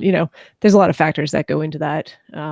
Like you all said, I'd be more interested to see what the whole weather picture looked like around that area. But it was dark, and then I Yep. think that there were probably some flights ahead of them that had made it through that area without Sure. any issues, and unfortunately, that's one of those human factors things that we have to deal with. yeah, like, you kind of get well, let they down the did it. garden path there, right? It's like, well, they made it through, so can't be that bad. Let's just go on ahead. Right. Not always the case with weather. Although I did find interesting the some of the tweets that were out there. It always talks about follow the terrifying track of American Airlines flight. They didn't sound. Nothing about that was terrifying. Everyone was calm, cool, collected. They did what they were supposed to do when you find yourself in a bad situation like that, and safe outcomes. Now, the second tweet that I made a screenshot of from Stu Ostro. I believe he is from the Weather Channel. I'm not sure though, where they show this three-dimensional view of the structure of the cell and all that kind of stuff. And I thought, wow, that would be really nice to have in my airplane to see that hail core and everything else. But we talk about technology that may or may not be appearing in the future, and everyone talks about technology and automation and things leading to single pilot operations or no pilots in the cockpit. This will be much more useful, and I think this is actually within the realm of possibility. Yeah, I agree. We all agree that are doing this for a living out there. But I think this is something that we actually, give it another, I don't know how many years, but this is something that pilots will have available to them. Right.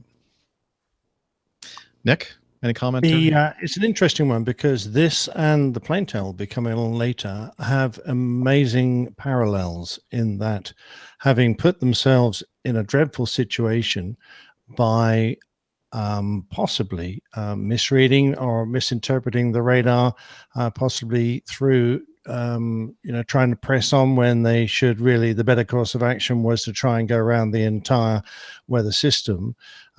They had an awful consequence, but having suffered that problem, they did a fantastic job to get the aircraft back. So it's a bit like, in one hand, you've got, well, was that the best decision? On the other hand, having received the damage, what brilliant flying. So, if you just got to weigh one against the other in my mind.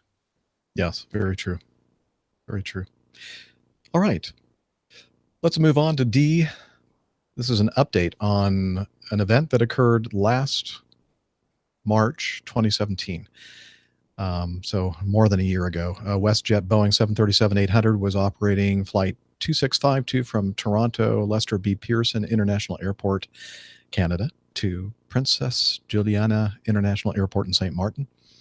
And they were flying an approach and entered a significant rain shower shortly after crossing the missed approach waypoint, APON. The crew initiated a missed approach 0.3 nautical miles, a third of a mile from the runway threshold at an altitude of 40 feet, 12 meters above water. Once visibility improved, the crew conducted a second approach and landed without incident.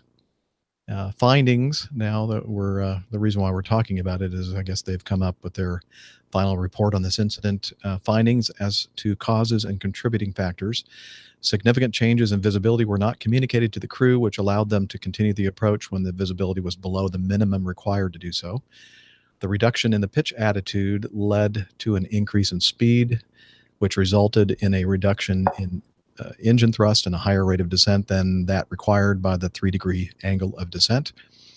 In other words, the nose dropped, the speed increased, and the descent rate increased much more steeply, and they weren't aware of it. The occurrence of moderate to heavy rain shower after the aircraft crossed the missed approach point led to a significant reduction in visibility. The low intensity setting of the runway lights and precision approach path indicator lights limited the visual references that were available to the crew to properly identify the runway. The features of a hotel located to the left of the runway, such as its color, shape, location, made it more conspicuous than the runway environment and led the crew to misidentify it as the runway. The reduced visibility and conspicuity of the runway environment diminished the crew's ability to detect that they had misidentified the runway. The lack of visual texture and other visual cues available over water contributed to the crew's inability to detect the aircraft's height above the water, and an increase in visual workload led to inadequate altitude monitoring, which reduced the crew's situational awareness. As a result, the crew did not notice that the aircraft had descended below the normal 3-degree angle of descent to the runway threshold. And based on those findings, I have one comment. You can always go around if it don't look right coming down. Don't wait until you're sideways sliding on the ground. You can always go around. So when they flew into the rain shower, I'm thinking to myself, I've lost visual cues of the runway. I think that I'm in a visual maneuver now. I don't have any guidance, approach guidance to help me find the runway. It is now time to execute the missed approach procedure, or at least the go around procedure, and get the airplane away from the ground and away from the mountains. And let's do this again. Let's try this again. But that's just me, maybe. Yeah, I agree. But I think, well, at least the way I read through this, they were saying that they actually thought they had the runway in sight still, but it was actually the hotel, which is kind of interesting. I have no idea what that hotel looks like. So It looks like a runway, apparently. Apparently, I can imagine if it's kind of long and rectangular and has a flat roof that's kind of grayish. Maybe. Yeah. I'm just benefit of the doubt there. What do you think, Nick? I'd like to have seen a contributing factor as a breakdown in crew coordination. So what was the pilot monitoring doing? If the pilot flying has got his head out trying to keep visual with the runway, so he's not looking closely at his instruments, that's really the pilot monitoring job. And if he sees something going awry, then he has to call it. But apart from that, they have an altitude call out, unless it was broken on this airplane. They don't mention that. So you hear that cadence of altitude from the radar coming out, 50, 40, 30. And I'm going, if you're not absolutely certain where the runway is when you're starting to hear those heights being called out, what are you doing continuing with the approach? They say they commenced the go around at 40 feet. The crew initiated a missed approach at 40 feet. Yeah, how close did they get to the water? Yeah, exactly. How Very close close. did they get to the water? I mean, this is just a hair's breadth from being an awful accident. Hey, pause real quick. I think, Sean, do you have to leave? Yeah, unfortunately, I ran here right after class and I forgot my laptop charger, so I've got to take off. But I just want to say thank you again for having me on the show. I enjoyed all the discussion and hope to join you guys again sometime in the future. Thanks a lot, Sean, for joining us. Congratulations on the upcoming graduation from the Naval War College. I know that must have been a lot of work for you, and thanks so much for talking to us today about the Stratix and your work to help improve safety amongst all of us. Thank you again. I'll talk to you soon. Bye, Sean. Thanks. Cheers, All right, Sean. take care. Bye-bye.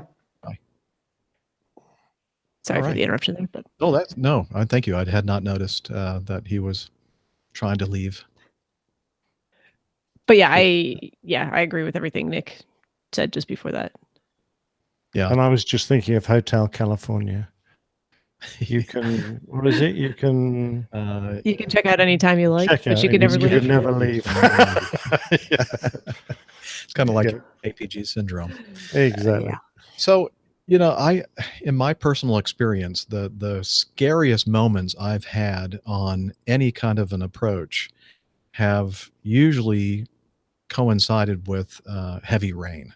Heavy rain is just a scary thing to get into because, it really obscures your ability to see what you really need to see for the runway environment. Everyone out there, for the most part, can probably understand that too, just from being in a car and experiencing heavy rain. If you're driving down the highway at highway speeds and drive into a very heavy rain shower all of a sudden, your visibility goes to nothing. It's worse than being in, fog in a lot of cases. So couple that with being in an aircraft, being over water where you don't have good, visual reference to the ground. And yeah, I can see how they got themselves into the situation. It's just as Nick pointed out, somebody needed to be watching the store and saying, "Hey, look at our altitude, look at our descent rate. Do you have the runway? If not, this is not feeling right." I'm sure they both felt this is not feeling like a safe situation, but they hesitated to initiate a go around until the looks like the very last moment that they could have to safely, get themselves out of that situation. Yeah, absolutely. I don't know about you, Jeff, but when I'm having trouble seeing where the aircraft is on the glide slope and on the center line as I'm approaching a runway, my scan actually starts to include the ILS indicators much more frequently than I would if I had a clear, nice visual day. So I'm wondering if the guy became fixated on what he thought was possibly a runway and just left that out of his scan, because it's pretty easy to see that glide path indicator start to drift up, and you think to yourself, well, that can't be the runway. This is not looking right. And as soon as you get that conflict of appreciation of the situation, then that's the time to throw it away. I've never flown there myself. I don't know if they have an ILS or if maybe it was just a localizer approach with no precision glide path. I don't know. That would be a good question. Absolutely, if you have precision approach guidance, both vertical and lateral, even in a visual situation, you still have to keep that cross-check going to ensure that you keep it all nice and stable all the way down. Absolutely. Anyway, here's a wow kind of incident that just happened about a week ago, June 1st, in Orange County. An airplane taking off from the John Wayne Airport, Kilo Sierra November Alpha, Santa Ana, Orange County.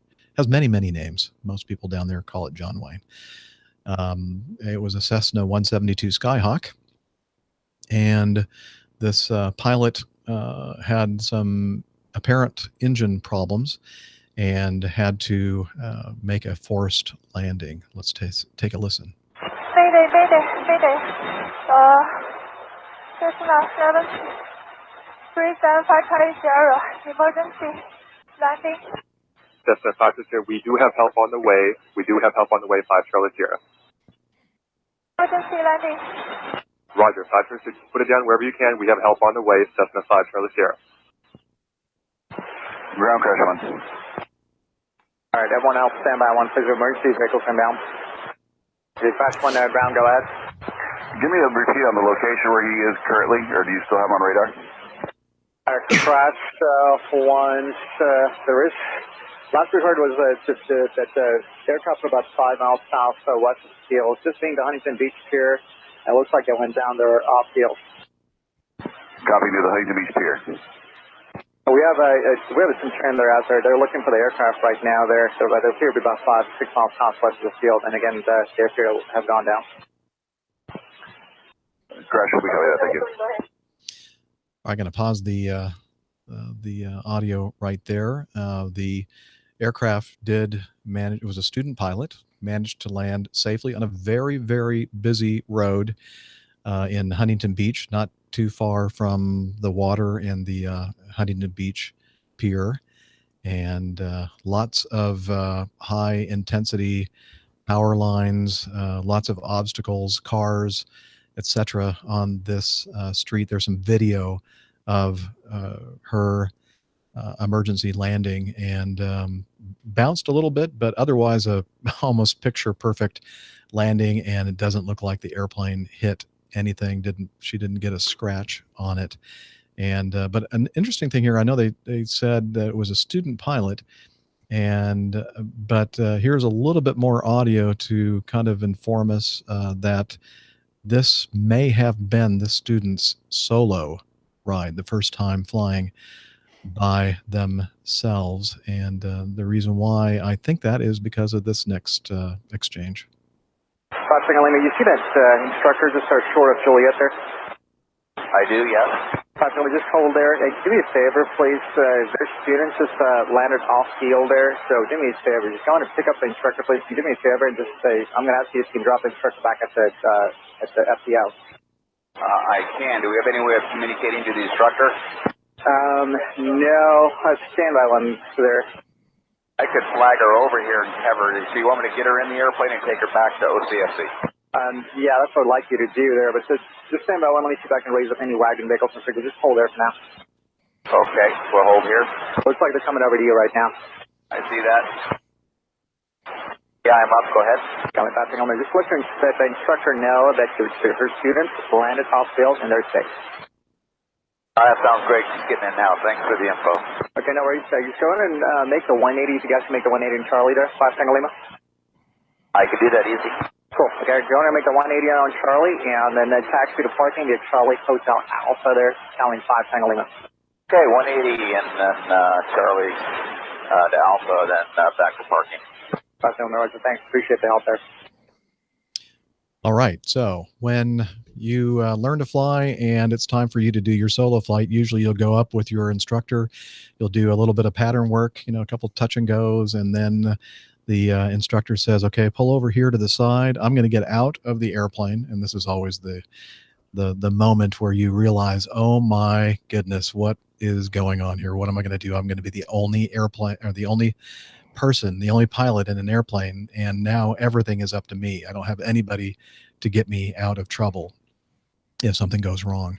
And so the instructor gets out, usually stands off to the side of a taxiway and watches as their student, and then of course the instructor is probably thinking, and I've been in this situation so many times in the Air Force as an instructor pilot, getting out of the jet and watching that jet taxi off without me in it with the student, and hoping that you've done everything that you could possibly do to keep this student pilot safe, and they won't end up going up there and killing themselves, and watching them take off and do the pattern work and land and they come back safely. It's always adrenaline pumping, heart beating hard kind of a moment for an instructor and for the student, of course.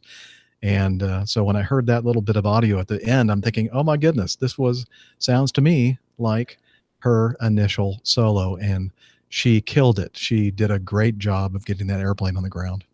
So I actually want to say, just from some insider information, it was either her first or second solo, but it was very early on in some of her flight training. It may have been her second. I was trying to confirm that just now because I thought that's what I read, but either way. Okay, I didn't see that in anything. No, that's not on any media. Okay, that's it.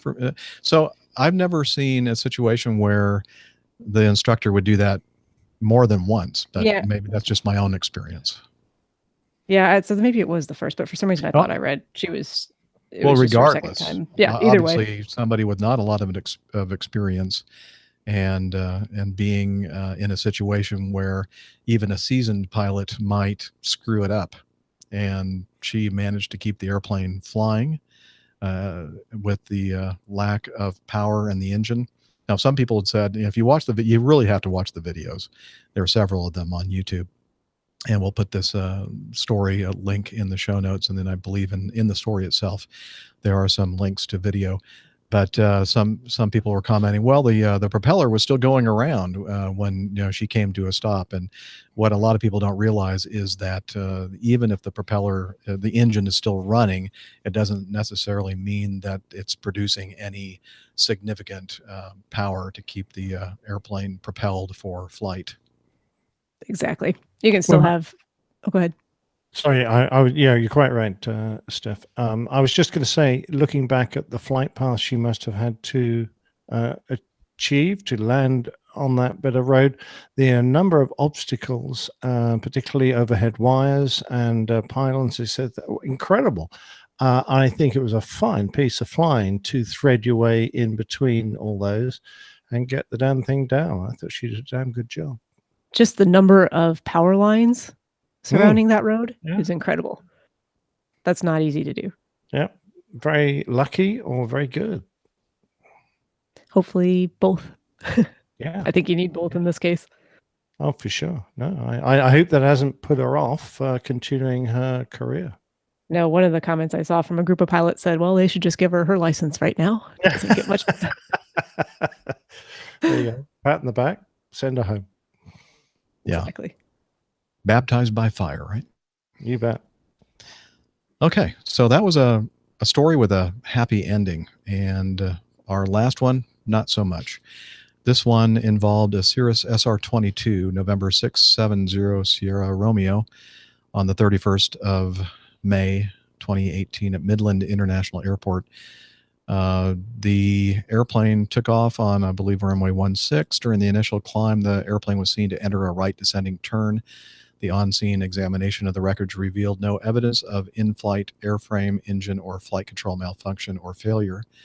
There was a fire after the impact. The victims of the plane crash at Midland International Air and Spaceport have been identified as a 39-year-old Midland man and his 16-year-old son. And the report goes on to say that according to the FAA, the father was issued a student pilot certificate on April 1st, 2013, and pilots with students' pilot certificates are prohibited from carrying passengers. And I guess this the Reporter Telegram newspaper got an interview with Robert Katz, a Dallas-based flight instructor and plane crash expert, and he said that pilots cannot take a plane anywhere without a flight instructor's endorsement in the student's logbook. Even if he owns his own airplane, he can't legally take it whenever he wants, he said in an interview. And he also said that records indicate that a third-class medical certificate was issued in April of 2013 when he got his student pilot certificate. And if the pilot were under 40 years old, he would not have been allowed to fly an aircraft because the medical certificate would have expired 60 months after it was issued in April 30th, 2018, according to the federal government's Electronic Code of Federal Regulations concerning pilot certification.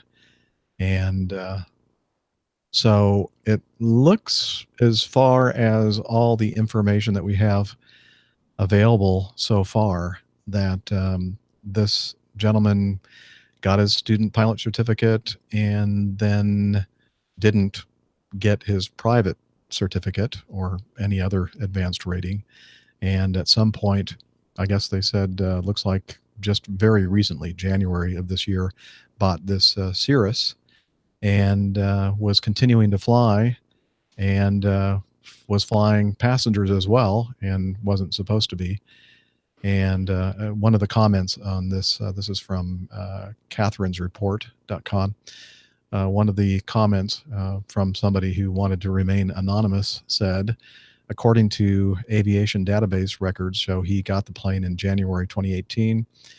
So he says, so a lapsed student pilot license and medical. Who knows what, if any, flying he's done since 2013. Then he buys himself a high-performance, slippery plane. Probably couldn't get familiarization flight sign-offs from a CFI, familiar with the type since he didn't have a license either. FlightAware website shows a few recent flights since the purchase, a couple to Ruidoso, New Mexico, where he was training horses, and the rest local flights around Midland International. If all holds up, then student pilot with very low time and a high performance airplane that he wasn't cleared or trained to fly. Very, very sad, especially taking his son down with him. What do you think, Steph? I know you fly the Cirrus SR-22, and it's a little bit more demanding aircraft than your typical trainer. Like the anonymous commenter said, it is considered a high performance aircraft. It's got a 310 horsepower engine in it, a little bit more than your typical single engine plane that you'd be flying during flight training if you're a student, like a Cessna 172, 150, Cherokee or Piper Cherokee, Archer, similar. Those usually have 160 or 180 horsepower engines. Anything over 200 horsepower is considered high performance. And you do need a sign off from a CFI to be able to fly a high performance aircraft. There's some additional training that goes in. Theoretically, is it that much different? No, but it's going to create a lot more, especially on the ground, left-hand turning tendencies. You need more rudder to compensate for that. And they fly faster and things happen faster in faster aircraft.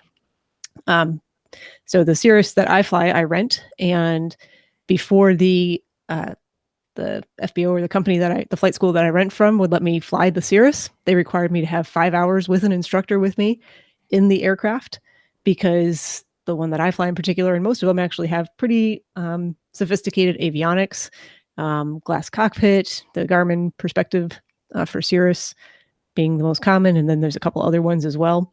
And you just need to be familiar with that, because that's where a lot of your primary information comes from in terms of engine gauges and just everything else. So yeah, the fact that someone would go out and have a student pilot certificate, and who knows what kind of training they'd actually had or accrued up until that point, and an expired medical, so not even a current medical, and then be willing to take up family members is just completely irresponsible, in my opinion. You look at the story before this where you had a student pilot without a lot of experience or training, presumably, who has a very good outcome, because when you're in that training environment, you're actually talking about those things quite frequently and briefing what to do in the case of an emergency, and that's all fresh in her mind. You get away from that a little bit. Even those of us who are current pilots, you need to refresh all of those skills too, because if something does happen, you need to be able to act on it quickly. I think that I don't know exactly at what point you get to feel like you are like in control of everything as a pilot, and I think the first few hours of flying airplanes, you're really nervous and you're very careful about everything, and then there's this period of time, and it's anywhere from 100 to 500 hours or something. Maybe, Steph, you've heard of this stat where you feel like that you're a pilot god and you could do anything. And that's usually when people get in trouble, and they ended up, not in this case, but flying into, let's say you're flying an airplane and you have some hood time and you fly inadvertently into some weather and you think, I can do that. And then you realize that, no, you can't do that. Well, they talk about those two buckets that everyone has, right? You have your bucket of experience and your bucket of luck. And you start off and your bucket of luck is full and your bucket of experience is empty. And the goal is to make it through your flying career without exhausting the bucket of luck. Yeah. So, you need the more experience you accumulate, the better off you are dealing with those bad occurrences that accumulate. But you're absolutely right. You get to this period of time where you haven't really seen anything significant happen. So you start to get lulled into this sense of, well, flying is safe, aircraft are safe. I've never had any problems before. It's never happened to me. You see, things that very rarely happen to other people, and you can sit back and Monday morning quarterback those situations. But I'll tell you what, when you're the one in that situation, you better have thought about what you might do, or you better have the resources to be able to act on a situation you might not have thought of before. And how much does the knowledge the knowledge that the airplane that you're flying is equipped with this CAPS? Yeah, so there's some Parachute limitations system. on that. And you can actually go and get training from Cirrus or one of their authorized centers. And a lot of people do and should, if they're going to be flying these aircraft regularly. They call it Cirrus transition training. where they significantly cover the use of the CAPS system, the parachute system.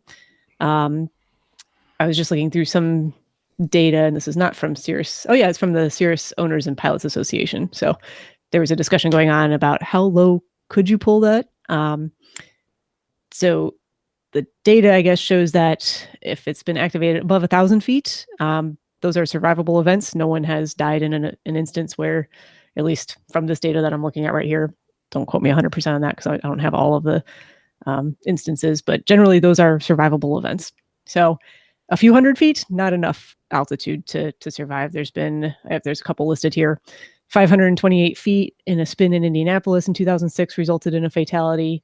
Less than 50 feet in Florida. That doesn't sound good at all. Less than 200 feet after fuel exhaustion in Texas in 2011 resulted in a fatality.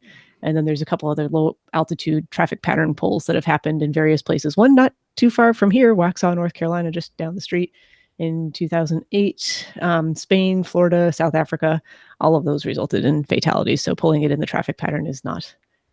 So it's nice to have that system, and nice to it's know nice to have that system, and depending on which Cirrus you're flying, because the newer generations are a little bit different in terms of when you can pull that parachute. So that's why you need that training. You need to know which type of, which model aircraft you're flying. You need to know what those limitations are. But you have to understand that there is an envelope that you can use it in, and you're not going to be 100% covered all the time. So correct. And just like the Cessna T-37 jet trainer that I flew, there was, and don't quote me on this envelope, but it was something like you had to be at least 50 feet above the ground and a certain speed, and I forgot what the speed is, before an attempt to eject, because it didn't have a rocket seat. It was just a kind of an explosive charge that just popped you out of it before you would be in a safe envelope to eject from the aircraft. And you had to understand where that envelope was, and that if you had a catastrophic failure of your engines or whatever, that you would not attempt an ejection because you knew that there was no way you could safely do it, and you just have to fly the airplane fly the airplane through the crash. But anyway, very, very sad situation. Nick, do you want to add anything at all? No, Jeff, I think you guys have covered it perfectly. Okay. All righty. So be careful out there, folks. That's the bottom line, right? And absolutely. All right. And now we're trying to find where'd it go. There it is. Now it's time for the best part of the show, your feedback.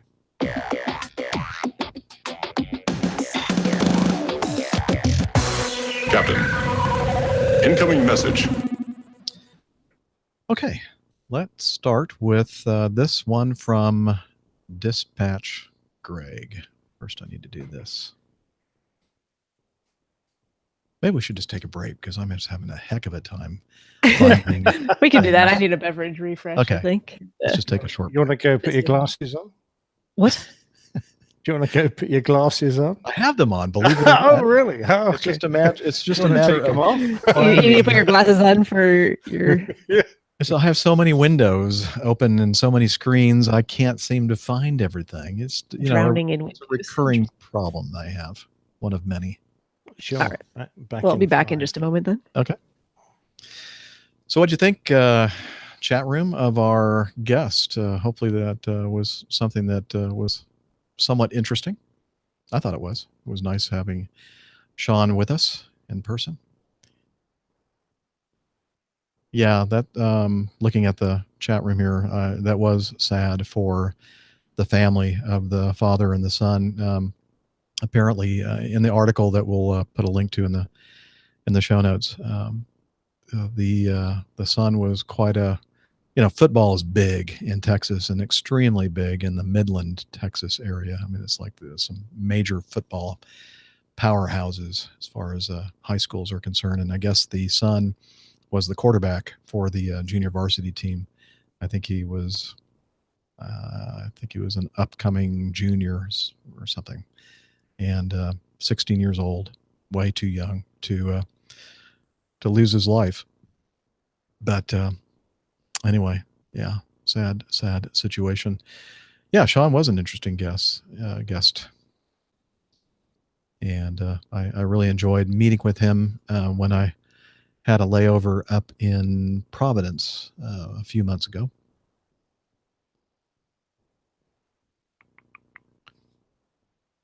Close this.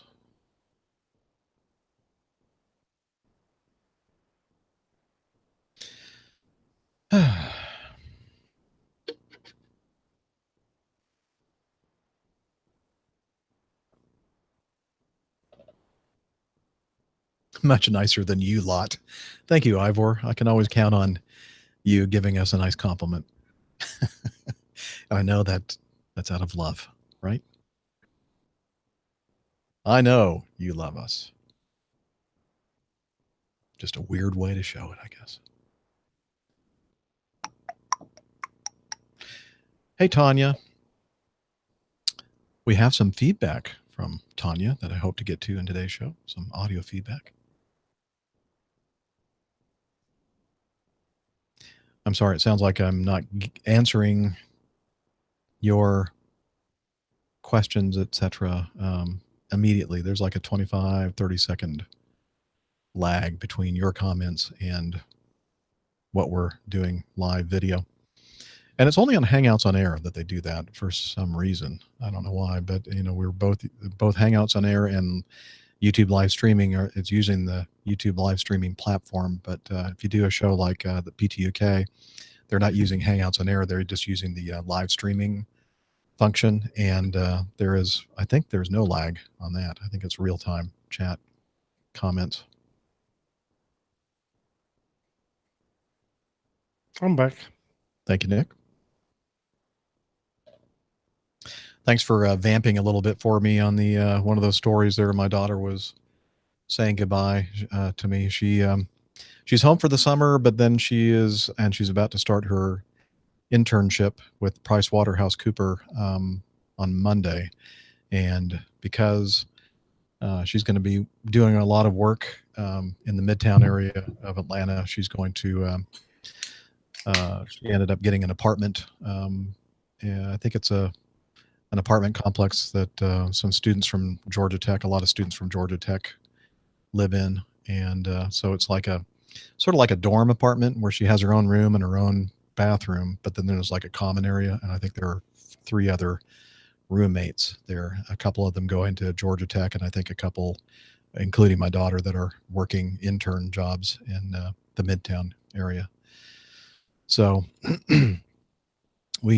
she got herself moved in, and she was going back to stay at her apartment in Midtown, and she said something about maybe getting together for lunch tomorrow. So we'll see.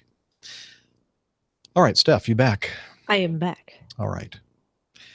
Let's continue with the feedback.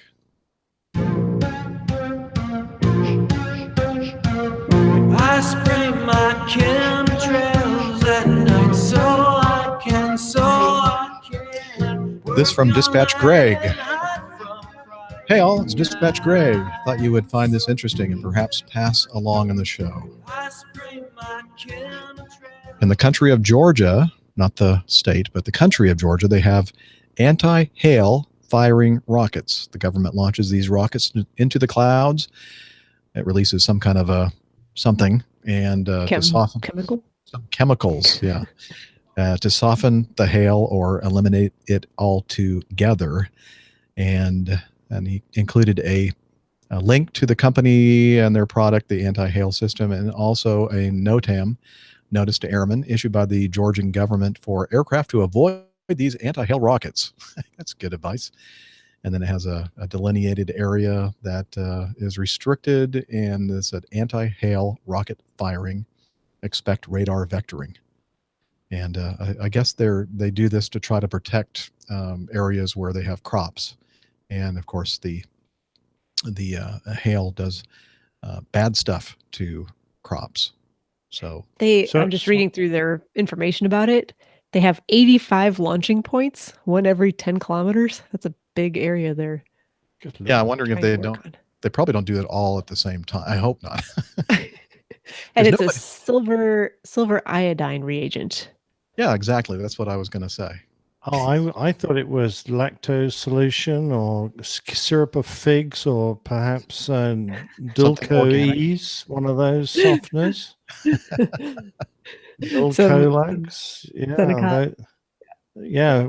So it's not a laxative they fire up there? No. No, not that kind of softening. Oh, fair enough. I don't think it has the same effect on ice as it does on our digestive systems. Is there any scientific basis that shows that this is actually having an effect? I mean, I understand there's a certain reaction between Soda, but since they're the only country in the world that's doing it, I'm surprised that if it actually works, why other people aren't? I don't know. I mean, are we sure that nobody else is doing it? I'm not sure. A, I'm not sure that no one else is doing it. B, this is just this links directly to their website. So the scientific data here, if any, is perhaps biased. Biased, yeah. And 3, I had a third point. What was it? I don't remember. I'm sorry. Them's rockets, baby. That was your number 3 point. Oh, third. Silver iodine. I don't know anything about silver iodine or silver iodide. I'm sorry, not iodine. Iodide. I don't know what, if any, types of health effects that has, or I don't know, but there was a number of trials done both in America and in Russia in the 50s to create rain by seeding clouds with this stuff, because it's there's a word for it, for when you can draw air, moisture out of the air. Super onto cool. It.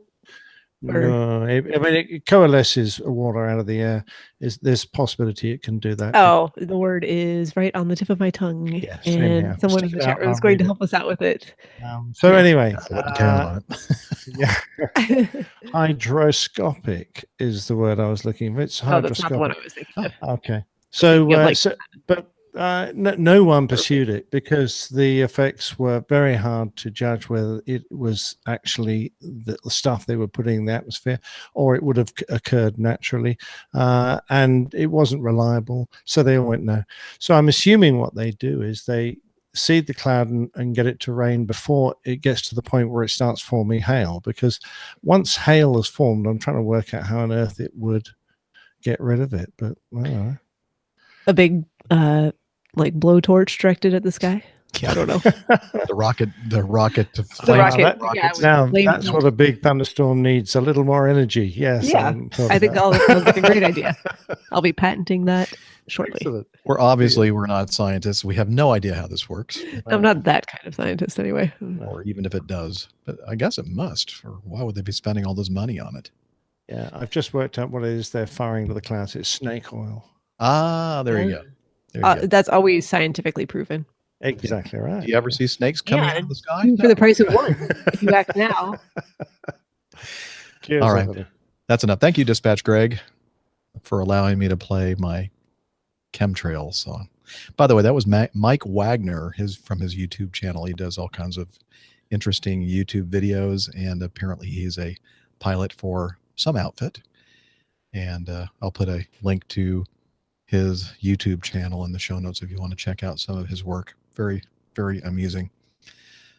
Okay, 2, Larry, flying with the gear down. Captains and Doctor, remember the incident in which the aircraft was experiencing high fuel burn and numerous strange happenings, only to discover that they were flying with the gear down? The latest ASRS callback, that's the Aviation Safety Reporting System, I believe, part of NASA, and their newsletter callback, has a story straight from the horse's mouth. Well, from the first officer. It's on page 2, titled, "What's It All About?" And then he gave us the link to the callback publication. And we have it here in our feedback file. And the narrative goes like this. After departure, the CRJ-200 crew heard an unfamiliar noise and perceived a minor irregularity. The misunderstood problem and multiple classic threats spawned a domino chain of self-induced complications. After departure, as we accelerated through 200 knots, we both noticed a loud noise that we could attribute to airflow over an open panel on the aircraft. We agreed it was likely the headset and nose gear door switch panel. The captain called for the after takeoff checklist, and after completing the procedure, I read through the checklist silently and then called after takeoff checklist complete. Around 8,000 feet MSL, the autopilot disconnected on its own. Captain re-engaged the autopilot, but within a minute it disconnected again. Captain chose to hand fly the aircraft. Passing through 10,000 feet, I toggled the no smoking sign switch to signal our flight attendants. The switch did not chime. I tried the fasten seatbelt switch, which also did not chime. It was at this point we began to notice extremely diminished climb performance, and we were not able to accelerate past 260 to 270 knots. We knew something was wrong, but we couldn't figure out what. The captain asked me again the captain asked me to begin reviewing all of the system status pages to see if there were any other indications to give us a clue as to why we did not have any climb performance. We began calculating our fuel burn and discovered we were burning about 4,800 pounds per hour. With about 5,000 pounds of fuel and about 40 minutes of flight time remaining, we decided it was best to divert. When the captain called for the gear down, I reached for the gear handle and noticed that it was down. We immediately realized our mistake. I'd never selected the gear up on departure. I am not sure what to attribute this mistake to other than complacency and distractions. On departure, I do not recall reaching for the gear handle. I believe I became distracted by reaching for the speed mode button and nav button, and then we became distracted by the noise generated by the gear. We further became distracted by an autopilot that wouldn't stay engaged and having to hand fly the aircraft. And then we became fixated on only one problem while dealing with the other small, seemingly unassociated problems. The maximum gear extended speed was exceeded by approximately 10 to 20 knots. There was also a flap overspeed on final, and the thrust reversers were not armed for landing. I don't recall completing the landing checklist. They're all discombobulated there. The final paragraph of this particular article, it's one thing to miss a flow. It's another to read and verify a checklist and still miss an item. That is what the checklist is for. Additionally, once an issue is discovered in flight, you must also sit back and review even the most basic reasons why a problem is occurring. We failed to notice that our gear was down for the entire hour we were in flight. We were very focused on other possible issues and failed to sit back and evaluate the big picture. Now, every time I see something like this, Nick, I always think about the mnemonic that you have told us about, or something to the effect of, if you're in a situation, you do something to kind of do what he said at the very end. Like, you need to take a few steps back and look at the big picture and figure out what it is that's going on. You don't mean the one that they've introduced for new pilots, FIPTDODAR is one of them. That's one way of assessing a problem. But no, the only mnemonic I can regularly remember is my friend Fred has hairy balls. Well, not sure that has Is that anything the one to you were do. thinking of, Jeff? That's the down. I was down pretty one. sure you were wouldn't have going to mentioned do a something mnemonic. interesting when you asked for that. That's down the downwind checks of a chipmunk. My mixture fuel flaps harness hood brakes. I thought there was maybe I'm remembering that, but I thought, yeah. Anyway, it doesn't matter. Basically, it's always a good thing. You don't always think of it at the time because you get fixated on and distractions are very dangerous.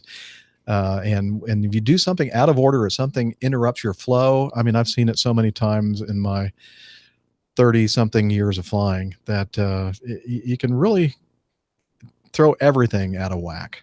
And it's always good, especially in this situation where just one thing after another is just not working the way it's supposed to sit back and go, okay, what is it we have here? What is the problem? You know, and maybe at that point you realize, wait a minute, why is it so loud? Oh, the gear is still down. You know, I've seen it. Well, I mean, I've done it in the simulator where, you know, you're in an emergency situation and you're flying around for 15, 20 minutes getting ready to, and then you go to reach for the gear handle and guess what? It's been down the whole time. You never put it up. Yep.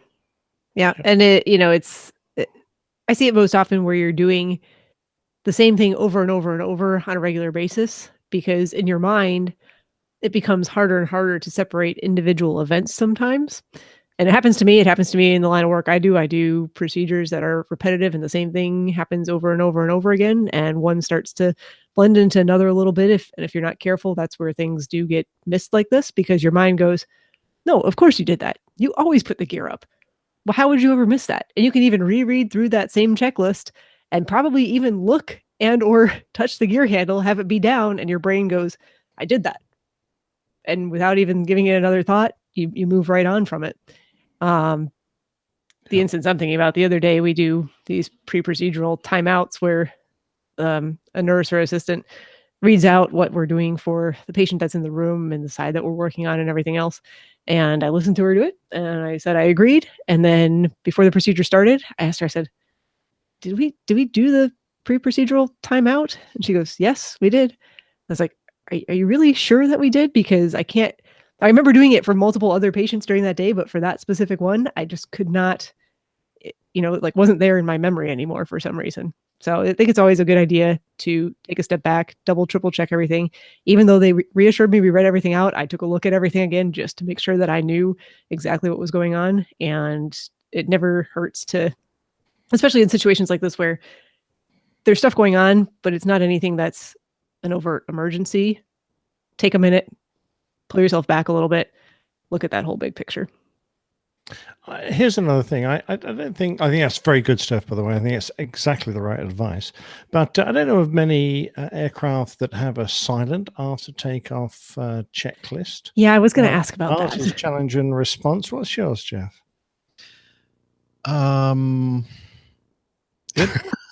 Mostly, well, here's the question. If it's already been, so I guess there's two ways to look at that. If it's already been done and it was read out with challenge and response and done, if you are asked to review it, does that still call for, and I mean, I guess maybe that's company dependent, or if you're going to read through a checklist, I think good practice is to read it out and have a kind of challenge response. Our after takeoff checklist is pretty much a silent checklist, and you just go through and then you announce that the after takeoff checklist is complete. Oh, okay. Now, it's only one of very few that are like that. I mean, I'm trying to think of all the other checklists that we do that we actually go through. Most of there are a couple items in all of our checklists that are silent, or only, like the first officer is the only one doing it. But most of the checklists are called out verbally, so you can hear each step was accomplished. And then sometimes, both pilots have to respond to the challenge. But the after takeoff checklist, now I'm, like thinking, well, wait a minute, let me think. Because we do this so many times. I'm thinking, well, I'm pretty sure it was. You do it so many times, it becomes such a matter of routine. And this happens in any profession. I guarantee you, if you're doing something that is repetitive that you do on a regular basis, whether it's multiple times a day or even just once a day, every single day, it becomes so routine that your brain can tell you you've done things that you may not have done, or vice versa. Even, you have already done it and you go, oh, I didn't do that this time around. And you go back to do it and it's already done. This occasionally happens. You'll complete a checklist and then you'll say, okay, let's do the approach checklist. And then there's like this pause. Awkward silence. Yeah. Oh, we already did it, didn't we? Yeah, we just did that. Oh, yeah. I remember now. Anyway. But something to be aware of, those are human factors, things that we can all fall into. And Amar had a nice mnemonic in the chat room for his was DODAR. I don't know how you would pronounce it. DODAR, diagnose, options, decide, act, review. Yeah, that was the one I was mentioning. We have a few extra actions on there, so we call ours, I think it's Fit T DODAR. But yeah, it's the way pilots are, new pilots are being trained to make sure that when they approach an emergency situation, they step through each action and then go back and review and see that they've done things correctly. I'm not certain they would have thought themselves in an emergency situation. They were just trying to diagnose a problem. So I don't know whether they'd have thought to go there and whether it would have revealed the problem anyway. But had he performed the after takeoff checklist, yeah, that would have worked properly, without assuming that he did everything on that checklist. It's really an easy thing to do sometimes. I mean, you really have to kind of sometimes just force yourself to go through each one of those items, even though you've done your flow, and you're just double checking you've done everything. Then all of a sudden you're going through 10,000 feet, and for some reason the airplane won't accelerate above 280 knots. And you're going, what's wrong with this airplane? Well, there's nothing wrong with the airplane. The airplane's doing what it's supposed to do because you still have the slats out. You'll have a situation where you're taking off, let's say, from Pensacola, and you don't want to, you want to make sure that you have a really nice tight turn rate to kind of thread yourself through these working areas that all the military have down there.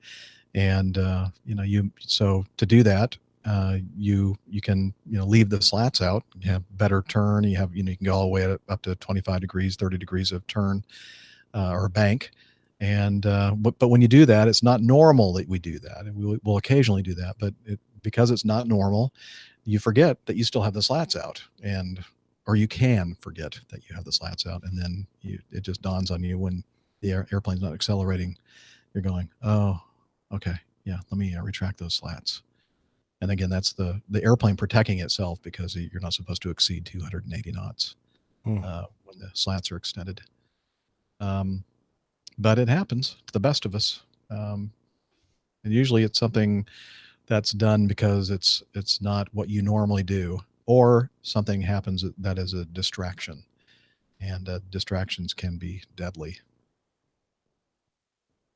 It sounds like a poster. Yeah. I think it is one. Quickly looking somewhere for this checklist before we move on. Video only material right here. I feel bad that I can't just immediately say.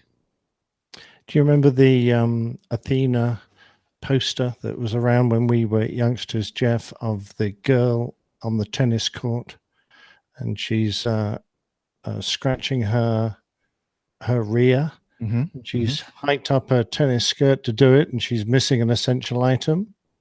Mm-hmm. You remember that? It was a classic sort of 70s poster. Yes, and right in front of the net.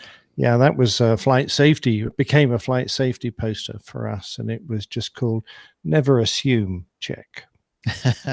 Yes. Let's see. Our after takeoff is it's no challenge and response. It's all done by the pilot. And you should write immediately to the chief pilot. So what happens is, I that's what I thought. I'm just confirming it. But you do you do your flow. There's an after takeoff flow, and it's really easy to get complacent and assume you've done everything in the flow. But you have to kind of force yourself to go, nope. No, I'm looking at this checklist and I'm putting my thumb over each one. We don't have an electronic checklist on the screen. We actually have still a laminated paper or cardboard sheet that has all of our checklists on it. And APU off, ignition off, fuel tank pump set, spoilers disarmed, auto brakes off, flap takeoff selector 23, flaps and slats up and retracted, oxygen transfer hydraulic pumps off, landing gear up. You'd think, well, who would miss that? The ART switch on the 88 auto, pressurization panel checked, air conditioning panel set, engine sync to N1. So, you go through there, you've done that flow, and you're just double checking that you've done all those items. And then you can say, after takeoff check complete. Yep. Right. All of our other checklists, though, as I said, except the after landing, that's another one that doesn't have any outward responses. Or that's not the right term. Call responses, verbal responses. Verbal responses. All the other ones Audible. do, though. pre-flight, pushback, descent, after start, taxi check, all those things are all verbalized. Okay. Back to the show. Where were we? Number 3?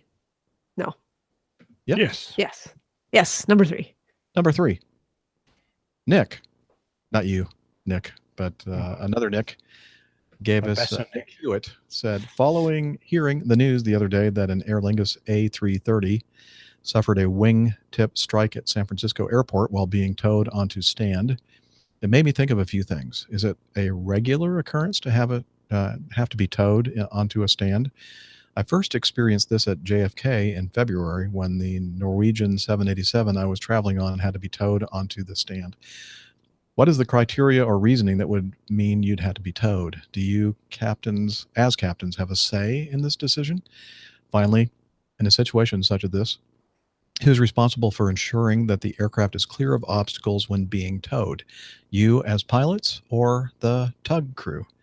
As always, thanks for the great show. It really is a highlight of my week. APG syndrome is an illness I am more than content to suffer from. Also, my congratulations to Dana on his recent promotion. Thank you, Nick Hewitt. We were going to tackle this one last week, but I figured this was kind of timeless, when we're talking about situations where we're being towed. Timeless, and I have a timely story for it too, but go ahead with yours first. Okay, well, tell us about your timely story. I think right around the time we received this email, just as a passenger, I can't recall too many instances where I've been on an aircraft that's been towed into a gate.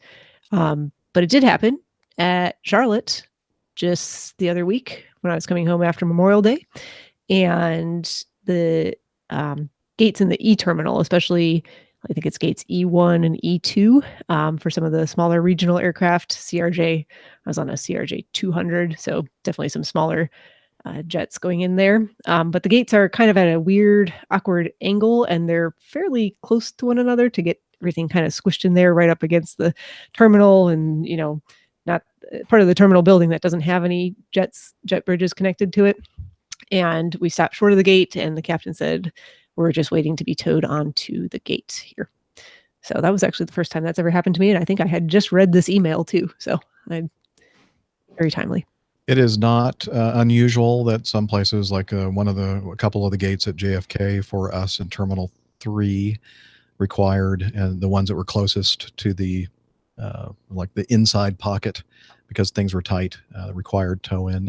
Los Angeles International, when we were operating out of Terminal 5, there were several gates that required that you stop, and then they come out, connect the tug, and tow you in. It's usually congestion, and also the fact that there might be a lot of ground equipment and baggage carts and that kind of thing stored or nearby, where they believe that the jet blast, if you have to add a little bit of extra power to make a 90-degree turn into the gate, you might end up blowing baggage carts and that kind of thing. So that's usually something that we have as a note in our, what we call at Acme, special pages for each airport that we fly into.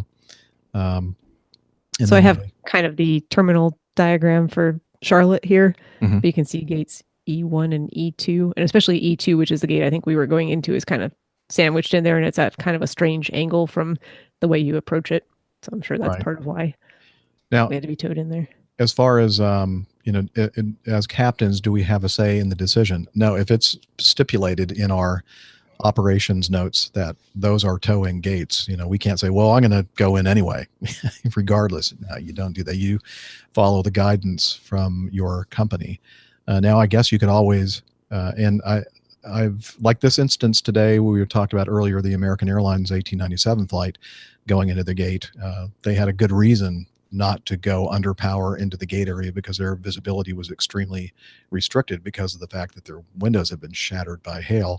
And they said, no, we need to have a tug tow us into the gate, because that's just the safe thing to do. So, and when you're being towed in these operations, it is the tug crew's responsibility for ensuring that wingtips and parts of the airplane are clear of obstacles, not ours. Of course, if we see something that we think is not right, or is, something is about to go wrong, then of course we pipe up and let them know, but it's not our responsibility.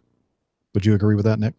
Oh, absolutely. Yeah, I think we would also take some responsibility if an obstacle was struck and it was in our sight line. So I try not to get involved in paperwork and finishing up after flight details while we're being towed. Always make sure I've got my feet up on the brakes just in case the tug crew call for them, because of course it's relatively common for that tow bar to break. And if you've got your head down and you don't realize the airplane is going to freewheel off into the distance, you could end up clobbering something. So the only way is stopping it then is for you to be alert and have your feet up on the brakes, be ready to put them on. So that's a few things. It's always a bit of a pain. We have a couple of destinations, like you say, Jeff, where running the engines all the way into the parking position would not be favorable. Either an engine intake is very close to something, or you're right, the jet blast might do some damage. But it's surprising how often towed aircraft are damaged. I've had several that I've been involved with, not necessarily that I've been on board, but that I've either been delayed or I've been waiting to pick up an aircraft and then discovered that somebody hit something while it was being towed, and it ruined my day, go back to the hotel or whatever. And when you're having an aircraft towed, then the responsibility is really just the same as us when we're taxiing it. You've got to be absolutely sure that the aircraft is in the right place on the taxiway and that everything is clear. It's slightly easier even for the tug crew because they can turn around and look at the aircraft and see the wingtips themselves, whereas we usually can't see our own wingtips. We're just kind of gauging how close something is and whether we think the wingtip will clear it. And of course, there's always that classic swept wing growth where the distance in a turn of your wingtips exceeds the actual wingspan because of the geometry of the aircraft when it's in a turn. So all those factors come into it. So tug pilots, they do it a lot, and I don't think they're the best paid people in the world, but they should all be qualified, and if they do their job carefully, there shouldn't be a problem. But there do seem to be a number of incidents.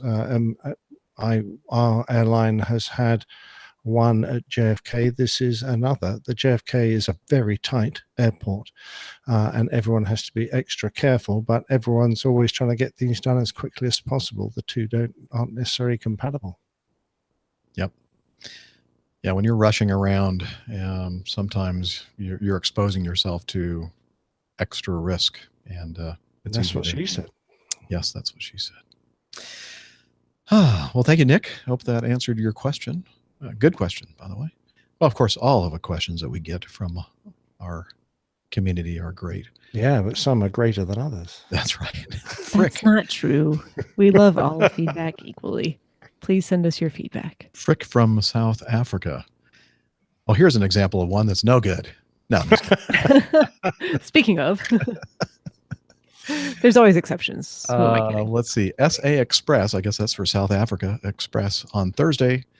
Let's see. I don't know how long ago he sent this in, May 24th. So a couple of weeks ago, had its operating license suspended by the South African Civil Aviation Authority, the SACAA. The airline also had its aircraft maintenance organization approval suspended, as well as its certificates of airworthiness on 9 of its 21 planes. The SACAA said the decision to revoke the permits came after it conducted an audit of the airline and its maintenance organization in the past several days. It uncovered severe cases of non-compliance that posed serious safety risks. So, it's good to know that the regulatory agencies are out there at least catching some of these things before something terrible happens, and it looks like that's the case with this airline. Too often they're closing the stable door after the horse is bolted. Yes. Mm-hmm. Yeah. All right. Thanks, Frick, from South Africa. Always good to hear from you. I think he sent in some other feedback too. I'm not sure. Oh, yeah, let's go ahead and get that one right now. We're going to skip to 11 since we're still talking about Frick, unless there's Lucky another number Frick. 11. I don't think there's any. I just want to know what a corruption bombshell is. I mean, and how do you fire one?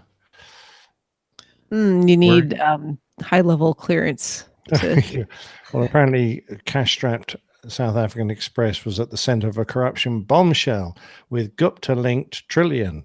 Yeah, I read that sentence. I'm thinking I have no idea what any of that means. So we'll just not worry about it I too didn't much. highlight that one. I'm thinking, well, I'm not going to read that because I don't know what that means. Just thought it was Just like corruption bombshell. Yeah. Typically, that's more associated, I think, with the political realm, but I guess businesses and corporations can. Yeah. Yeah. I guess Moving on. living in South Africa, you're probably more tapped into the goings on of the local businesses and corruption scandals and all that kind of stuff. But Frick also sent this one in. This was a video or a link to a video on Facebook.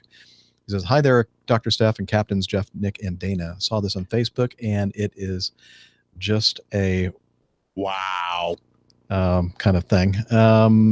Thanks for all you do, Frick." And I just put a photo of the moment that this. I can't. Can you tell what kind of airplane this is, Steph? It's a single engine.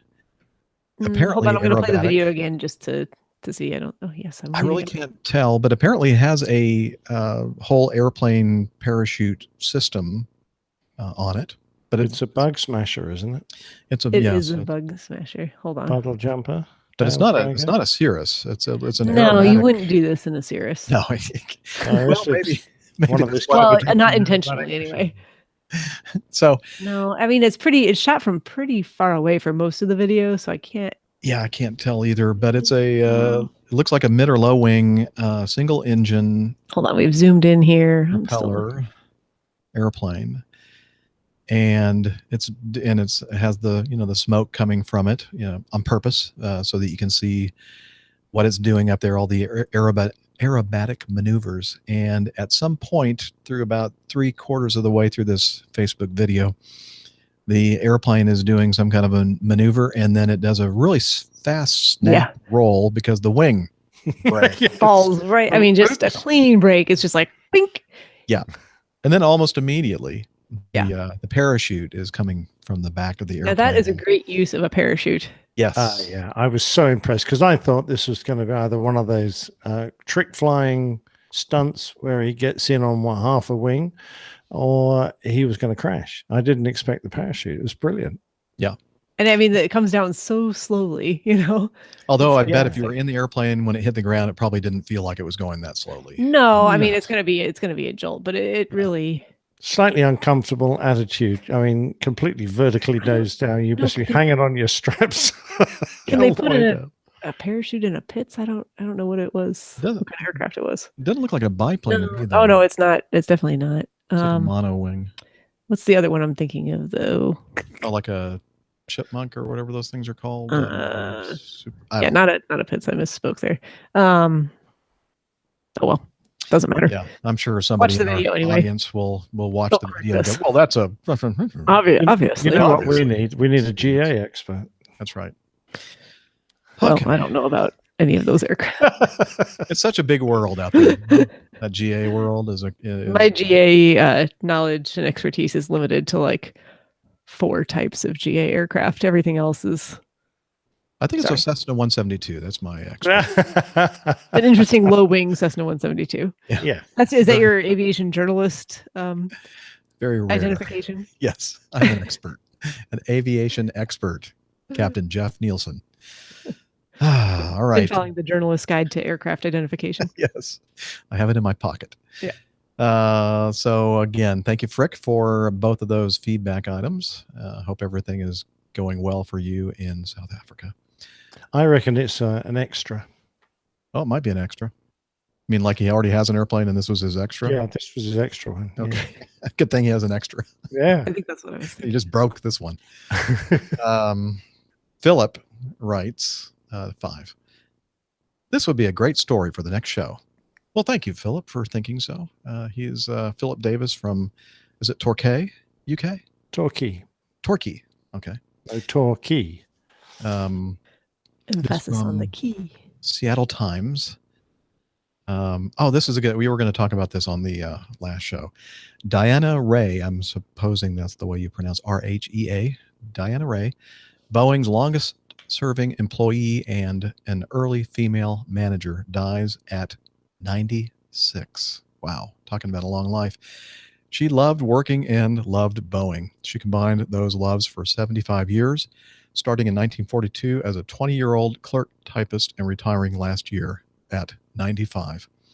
Along the way, she endured the death of a young son, raised a daughter as a single mother. In 1968, she became Boeing's first female manager in manufacturing engineering, supervising a team of up to 40 people, maintaining inventory records for airplane parts.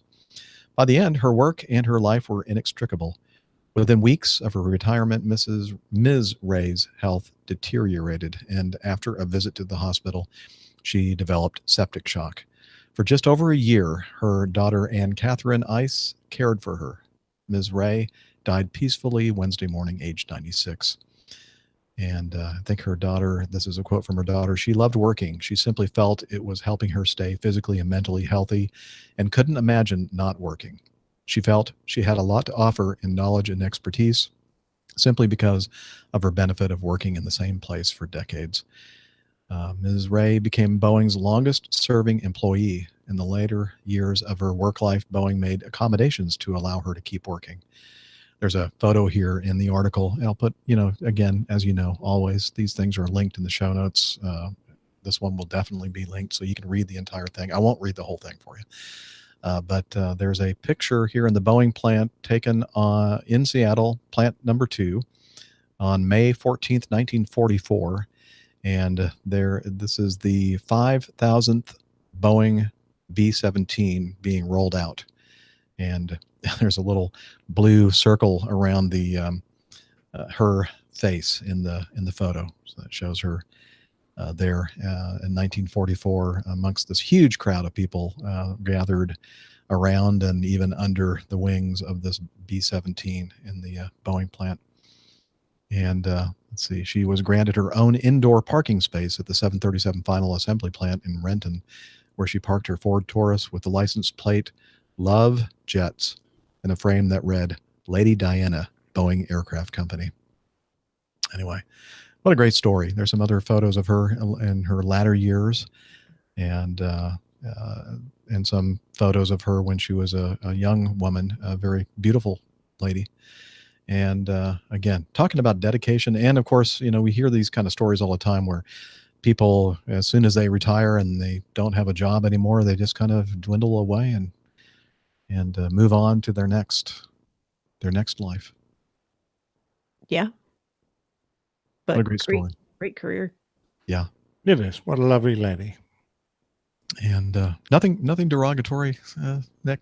Certainly not. No, okay. No, not when you see someone like that whose heart was so connected with a company. You could just have to admire her. Yep. And it was spelled R-H-E-A, Ray. I knew actually one of my first, I think the girl that I first held hands with was Ray from New Orleans. R-H-E-A is the way she spelled her name. So anyway, more than you want to know. Moving on. Number 6. This is from CG Guy. Hope all is well. I greatly appreciate the feedback received on my question a few weeks back. It was very helpful. Switching gears slightly, we had discussed the Piper Arrow crash in April on an episode a few weeks back. Below is a link to an NTSB report detailing the metal fatigue found on the wing of the aircraft. And this is from aopa.org, their website. And again, the article title, NTSB finds metal fatigue in Piper wing. NTSB released an investigation update May 15th detailing the metal fatigue found in the wing of a Piper Arrow operated by Embry-Riddle Aeronautical University that crashed April 4th when the left wing separated shortly after takeoff. And they go on to detail that they found some fatigue cracks, and there's a little schematic here showing exactly the point on the spar where I guess it was a bolt hole that was the weak area and led to the failure of the spar and the wing. And yeah, so we'll put this link in the show notes so you can read the entire accident report. But wow, there was nothing these folks could do. They were just flying around in the pattern, and all of a sudden, boom, wing pops off. They didn't have a whole airplane parachute system as the guy. No, and even if they did, going back to what we were reading about the Cirrus information earlier, they probably didn't have enough altitude to make good use of it if they were in the pattern doing pattern work. Yeah, that's true. So sad situation all around. Sad situation. 7. Captain Delenardo writes in, let's see, I suggest you talk about dangerous runways used for commercial aviation. I'm from Brazil, and in Brazil, we have Santos Dumont Airport. The runway 02 right, 20 left has only 4,341 feet of runway, and they use it for Airbus 320 family and the 737 family. Now, what does that work out to be in meters? Just for those of you who are not sure what 4,341 feet means. Like math. Hold on. 4,300. Echo. What's 4,341 feet in meters? 4,341 feet is 1,323 meters. Did you hear that? 1,323 meters. I was going to say it was about 1,323 meters. Yeah, you're pretty good. Yeah, almost as good as Echo. Top of my head. All right. So short, very, very short to operate those size airlines. Missing short. So, Nick, now the kind of flying that you're doing, trans-oceanic long haul flights, I can't imagine that you go to many places where you see a runway that is less than maybe 8,000 or 9,000 feet. Yeah, I suppose Newark is one of the shortest that we regularly go into. We did have a route to a little Nigerian airport called Port Harcourt for a while, and that was a captain's only landing, not just because it was a pretty awful runway. And it also had a strange aspect because it was wider than the normal width of runway. So it always looked a bit odd when you lined up, but mainly because of the facilities there and the fact that we landed in the dawn and it was in a swamp and there was always low strata scudding around. But no, unless you're on a diversion going to somewhere a bit odd, no, we always err on the safe side. We go to big international airports. There's rarely a problem. I don't really know of many. For me and the kind of flying that I do, almost 100% domestic flying, the places that were, I don't know if you'd say dangerous, but challenging, let's say, were again, because of short runways. And now they've since then lengthened the runway at Washington National Airport, but it used to be just shy of, well, it was like 6,000 some odd feet, and now it's about 7,000 or a little bit more. I'm not sure. Don't quote me on that. LaGuardia, though all the runways there are within 1 or 2 feet, about 7,000 feet long. Another runway that comes to mind, and we just talked about pretty recently, a BizJet, and it wasn't the first time that a BizJet or a bigger airplane slid off the runway. It was to Tegucigalpa in Honduras. Is not the longest runway in the world. It's not a grooved runway or with a porous friction overlay. And of course, then you have like high terrain all over the place. And a very interesting approach to that airport, kind of like hugging the terrain as you make that. It's kind of a downwind base final turn all in one right along the. Scares me just watching the videos. Yeah, the videos are fun. Yeah. So, yeah, I mean, there are a lot of ones that out there that could qualify for the most dangerous runways in use. Any others that kind of? I guess Gibraltar is, from what I've gathered from Captain Al and others, is a very demanding runway airport to fly to. Not only because of the not a very long runway, but because Terrain, of weather the terrain challenges. around it. Yeah, and the The wind. road. The road that goes through the middle of the runway. Yeah, that's kind of odd. Pip has talked about some. Pip does the plane safety podcast. Has talked about some very challenging airports that they fly into in the Alps, I believe, the Swiss Alps. Yep. Mountainous terrain for sure. Yeah. I would imagine even here in the U.S., I've not been there myself, but there are a couple of mountain ski resort areas that, like Aspen. That once you get to a certain point, you're committed because of the terrain.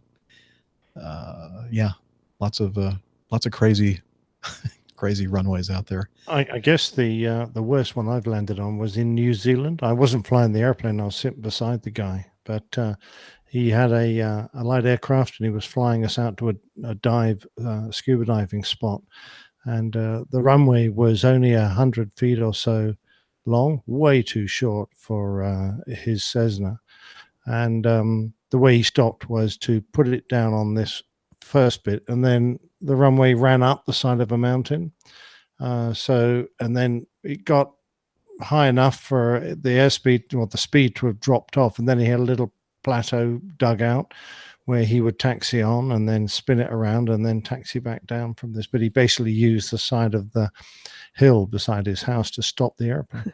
Yeah, I've seen definitely some bush airports like that when you're doing some bush flying. And then what's the one in France? Courchevel, which has the crazy grade on it, so you land uphill and take off downhill. Yeah, seen pictures of that. In the It's middle terrifying. of the mountains. Yeah. Steph, you've mentioned a runway that there's a good barbecue restaurant. Yeah, BQ1 here. You guys will have to come with me there. And it's not so much. So the runway itself is 2,500 or so feet long, which is plenty fine for a Cessna 172. The width is 36 feet. So it gives you some interesting visual illusions when it looks tiny. And it's surrounded by trees. It's surrounded by big pine trees. So, like, how much clearance do your wingtips have from the trees? No, you have plenty of clearance, but it does make for some interesting wind patterns sometimes. Wow. I always think of that when I think of challenging runways. Yeah. Good question. When I trained, we used to have a runway at Aria Valley where they would have to stop the trains every time we made an approach because the railway line was right in the threshold. I guess the only thing that I can think of that is somewhat like that is that sometimes flying into Boston Logan, they have ships that are coming through that channel in the Boston Harbor that you have higher minimums because of the height of the ship, but it doesn't happen too often. Yeah, I've been sent round for a ocean liner on that runway. There you go. Yeah, but at least the runways, most of them are quite long, so not too much of a challenge. Well, thank you, Captain Delenardo. Maybe you can tell us about some more dangerous runways that you are familiar with. And now is about be a good time for their plain tales that we have every week, which is one of the, if not the highlight, one of the highlights of the show. And this week's is an interesting one. So let's hear it from the old pilot.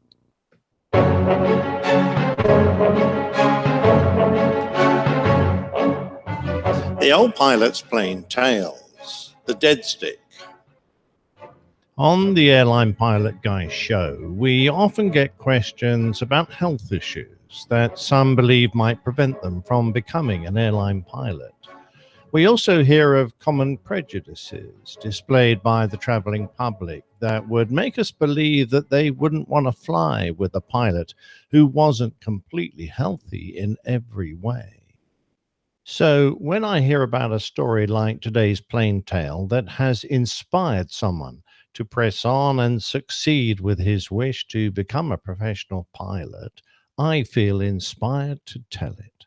My thanks to Tom from Pittsburgh, who told me about an airline pilot who could see with only one eye, who performed such remarkable feat of flying skill, it gave Tom the confidence to succeed in his career despite having a similar condition.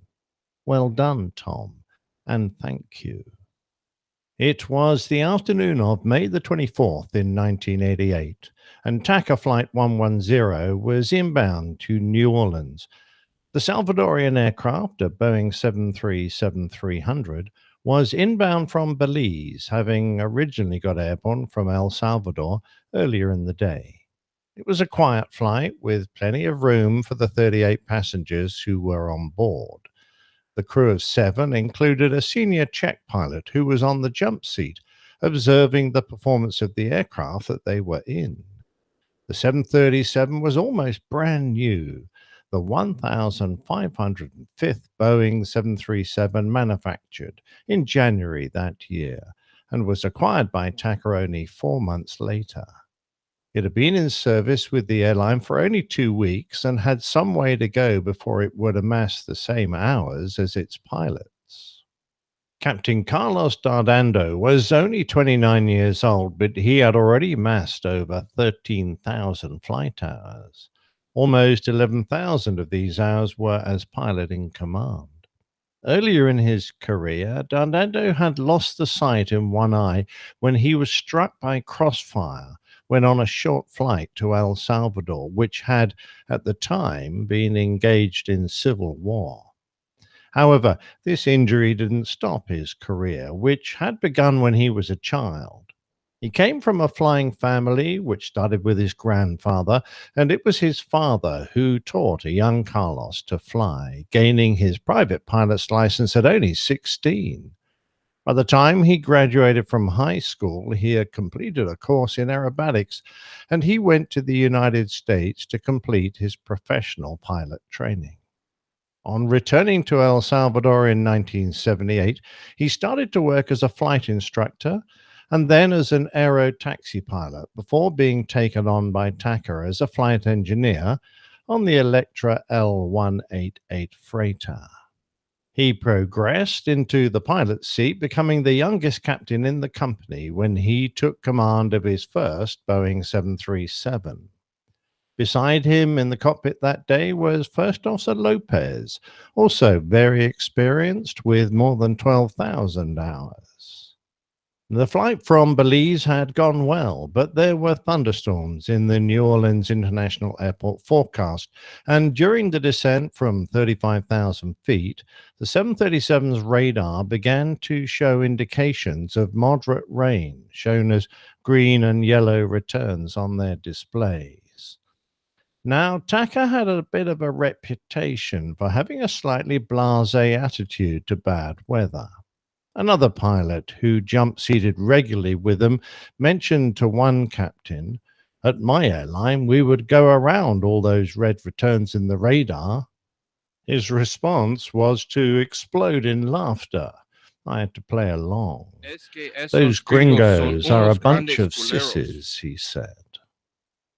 Now, there is nothing to suggest that Captain Dardano took any unnecessary risks that day, and certainly the problems that occurred to his aircraft's engines were also thought to be a design problem. But regardless, he did fly into a less than favorable area of weather. The accident report stated that the crew noted green and yellow returns on their weather radar, with some isolated red cells left and right of their intended path. However, radar returns can be misleading because of attenuation resulting from intervening heavy rain, and the echo from a storm cell beyond might be completely masked. The commonly accepted advice is to avoid strong echoes by 10 miles below 20,000 feet and 20 miles above. As the 737 descended, it entered into cloud at around 30,000 feet, and Lopez turned on the engine anti-ice and ignition systems. The anti-ice system gave protection, obviously from icing, and the continuous ignition system was supposed to immediately relight the engines should they suffer from any problems after ingesting rainwater. As they descended with the engines at idle, they started to pass in between the thunderstorms when they encountered heavy rain, hail, and turbulence. Conditions worsened until, as they passed 16,500 feet, the unthinkable happened. Both engines flamed out. Flight 110 had just become a 40-ton glider. A jet engine is, in reality, a pretty simple device. The blades at the front of the engine compress air that is then passed into a series of chambers where fuel is added and ignited. The resulting expansion that departs the rear of the engine provides the motive power, and along the way, the hot burnt air turns turbines that, through shafts, drive the compressors in the front. The burning fuel-air mix within the combustor is usually self-sustaining, but throw enough water down the intake of an engine and it is possible to extinguish the flame and put the engine out of operation. If the amount of water is sufficient, even if the igniters are put on continuously, the engine won't relight until the aircraft reaches clear conditions. And so it was with Flight 110. Captain Dardano and his crew had done just about everything they could to prepare for the conditions they faced. Their passengers were strapped in, they had turned on the engine protection systems, and they had aimed into an apparently clear area between the thunderstorms. When the engines failed, they immediately started the auxiliary power unit so that they could regain electrical power, and they attempted to restart the engines by windmilling them, but they refused to cooperate and remained dead. In the New Orleans Air Traffic Control Center, the controller working the east side was heard to say, "Understand both engines?" Other controllers ran over to see what was going on and help out. "We have a dead stick Boeing 737 40 miles east of the field in IFR weather." The controller was offering the TACA crew a Navy base about 10 miles away. One of the controllers called the Navy tower and told them to change to runway 22 for an emergency arrival. The tower supervisor balked, but after receiving an F-bomb, he agreed.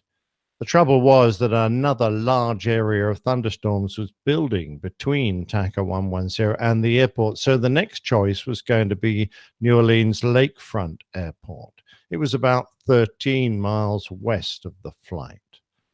They had already called Lakefront Tower and told them to suspend operations for an incoming emergency. Once again, the weather was going to be a problem. And then the flight crew reported that they wouldn't be able to make it. In the cockpit, the crew were working hard to get the engines relit. They had given up on windmill starts and were using the auxiliary power unit to start the CFM56 engines, currently sitting uselessly beneath the wings. For a moment, they thought everything was going to be fine as both engines lit up, but when Carlo Dardano advanced the throttles, the engines refused to accelerate. However, the engine temperatures rose until they exceeded limits and had to be throttled back again. That's when the controller offered up the possibility of landing on Interstate 10. New Orleans is surrounded by swamps, canals, and various waterways filled with stumps, trees, snakes, and alligators. There was not much solid land. There was, however, the interstate. Something the controllers knew that the pilots didn't was that by law, every 5 miles of interstate, there has to be a minimum of 1 mile of straight, unobstructed highway. They had called up the radar map showing the local roadways and were trying to see if they could identify a place to land. They all knew the local roads, interstates included. As they were discussing it, they heard the crews say, "I don't believe we're going to be able to make it there, sir. We're at 2,000 feet and we're losing altitude. The only thing I do right now is make a 360 and I'll land over the water, sir." Captain Dardano rejected the interstate as he didn't think that he would reach, and besides, if it were full of cars, the carnage would be appalling should he land amongst them. He was running out of options when his controller came up with a final choice: Lake Pontchartrain. The lake is shallow and protected by a levee on the south shoreline, and the crew accepted that it might be their only safe option. The New Orleans controller called the Coast Guard station at the Navy base, and they scrambled a flight of rescue helicopters. As the aircraft approached the lake, the control room went quiet. Lakefront Airport was giving the cloud base a 1600, and the radar track that they were all staring at was approaching that height. As it descended, they started to lose data, and then the aircraft seemed to make a hard turn. They all thought it had stalled and spun in. They waited, but there wasn't even an emergency locator transmitter signal. Coming out of the cloud, Dardano was lining up his aircraft for a water ditching when his first officer spotted a grassy strip beside a levee on his side of the aircraft, and he pointed it out to his captain. The levee was a big, strong wall of concrete designed to keep the water at bay, but on top was a fairly long, flat area that looked just big enough to accommodate the crippled 737. However, on one side there was the open water of a large canal, and on the other a deep water ditch. Unbeknown to anyone on board, the ground beside the levee was actually an old airfield. In the 40s, it was the site of the Michaud factory airfield that had produced parts for the Curtiss-Wright C-46 Commando aircraft. By the 50s, the airfield was no longer depicted on maps, but with the start of the space race in the 60s, it became a facility for the design and development of the powerful Saturn booster rockets that would put man on the moon. The flat area of the facility that was once the busy airfield was generally intact, but the runway was no longer visible and there were buildings scattered around. The bank of the levee, however, looked a lot more inviting than the water. Calling for the gear, Captain Dardano committed himself to the landing, but he realized he was too high to get onto the small strip of grass. He was going to overshoot. Thinking back to his days of flying light aircraft, he instinctively pushed the rudder hard, and dropping a wing, he side-slipped the aircraft to get rid of some height. When things looked better, he straightened up and positioned himself for the landing. All he had to do now was get over a high concrete wall and embankment that stood in his way. Without the advantage of binocular vision to help his depth perception, with skill that came from a combination of natural ability, good training, and great instincts, Carlos Dardano lifted the nose to ease his aircraft over the obstacles, and, clearing them only by a few feet, he resumed his approach to the grassy area he'd chosen.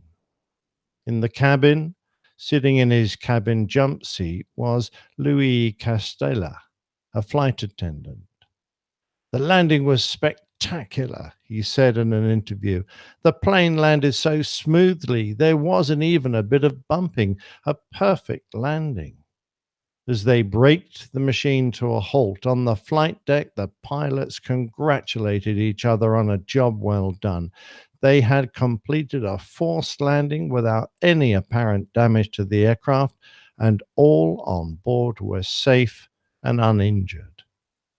Back in the New Orleans control room, everyone anxiously waited any news.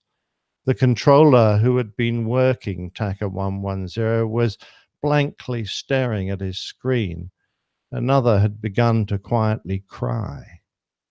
Since Lakefront now had departing traffic, they were able to ask for a King Air that was getting airborne if they could remain at 1,500 feet below the cloud for a while to try and spot the 737. He was the first to see TACA 110 on the levee. They asked what it looked like, and he replied, "People are running like hell away from it." A controller recalled, "I can't tell you how happy we all were. Captain Carlos Dando and his crew's actions showed me what the phrase heroic dedication really meant. I was 27 when this happened. I'd been an air traffic controller for about 4 years, radar certified for just over 1 year. From that day forward, my career would never be the same. The lessons I learned would serve me and aircraft in distress well until I retired." The 737, number November 75356, was given an engine change and, in a remarkable story all of its own, was then flown off the levee. It continued to provide many years of good service in the air for several airlines, and if you were a regular traveler with Southwest between 1995 and 2016, you might well have flown in it. Captain Dardando is still flying and regularly performs aerobatics at air shows throughout Central America. He remains a hero and an inspiration to all those who know his story. Finally, investigators determined that Flight 110 flew through a level 4 thunderstorm, the worst being a level 5, and that a double-engine flameout due to water ingestion occurred as a result of an encounter with very heavy rain and hail. A contributing cause was the inadequate design of the engine and the FAA water ingestion certification standard, which did not reflect the waterfall rates that can be expected in moderate or higher intensity thunderstorms. CFM, the engine manufacturer, instated several modifications to overcome the deficiencies.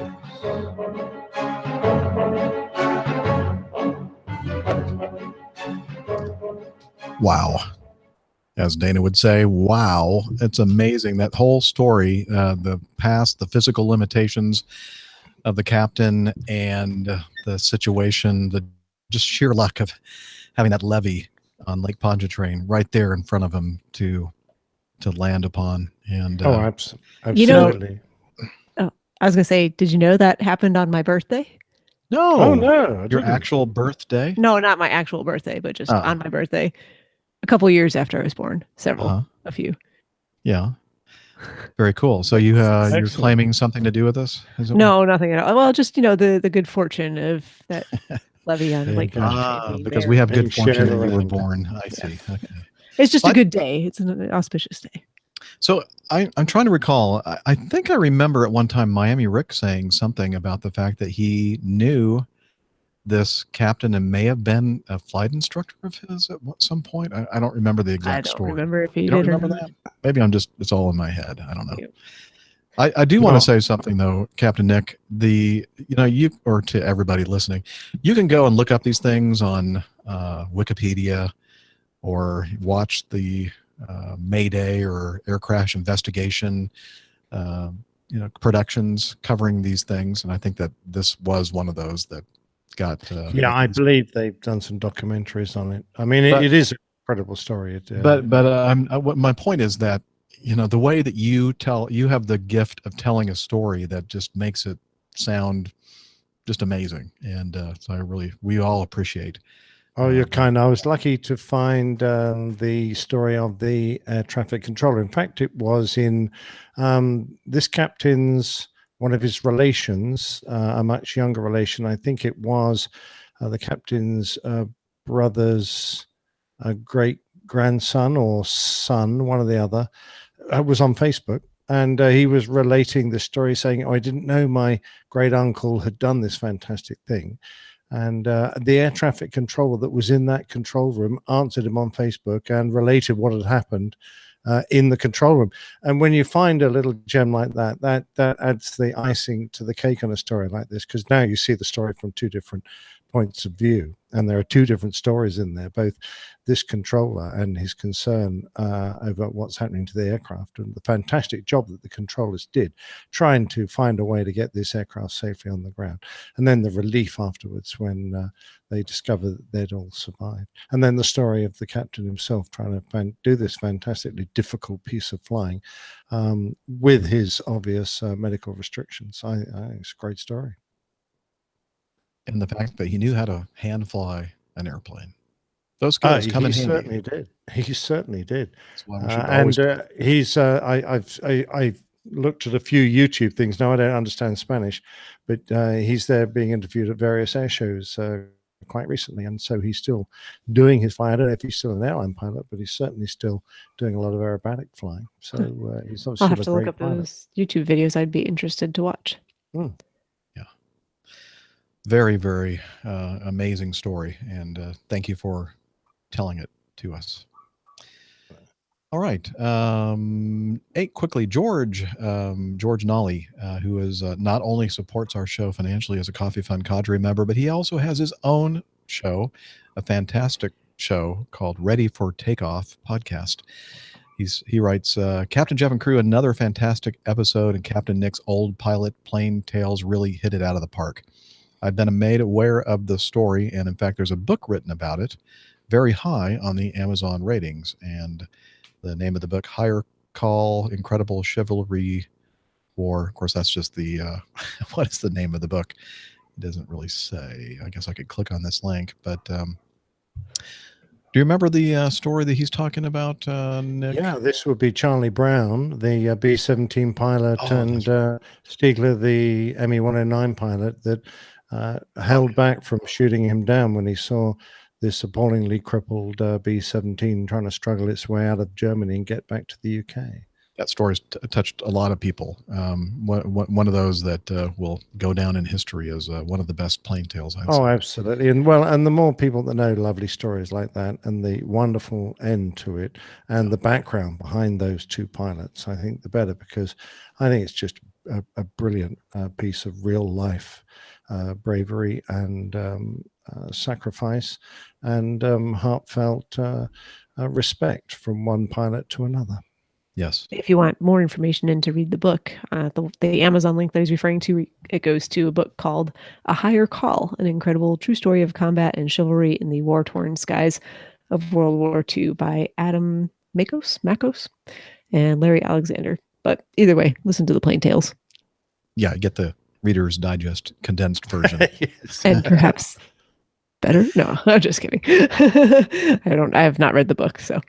George continues, regarding TWA 841, I interviewed, that was the story about the 727, the TWA flight that they were, the crew was accused of wrongdoing in causing this crash, or near crash. It wasn't a crash. He says, I interviewed Emilio Corsetti in episode 182 of the Ready for Takeoff podcast, and he gives us a link there, which we'll have for you in our show notes.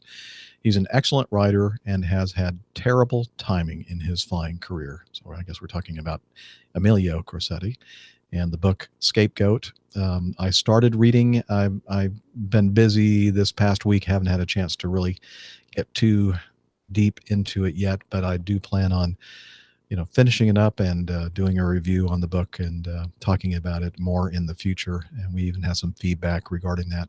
So thank you, George, for that. And again, Ready for Takeoff podcast, we'll have a link to episode 182 where George interviewed Emilio Corsetti. Also, Emilio Corsetti wrote a book that the way I found out about his work was a book that he wrote, 35 Miles from Shore or something. I think that was the name of the book, regarding the first ditching of an airliner, DC-9, out in the Caribbean, I believe. Anyway, another great book I highly recommend. All right. Thank you, George, for the feedback. And let's see. Yeah, I appreciate your kind comments, George. Very kind. And definitely check out his podcast. Absolutely. Great podcast. Let's see. I have a lot of stuff still in the feedback folder, and we're getting to that point in the show where we're getting close to wrapping it up, but I do want to hit some more of these if I can. Colonel Jeff writes in, he said, cue the Bad Boys song, and if I'd read my own notes, I would have You don't already have the had theme from Up in Smoke? Up in Smoke. Is that what that is? No, he said cue Bad Boys unless you have the theme from Up in Smoke. Oh, I don't have the theme from Up in Smoke. I'm just going to have to do.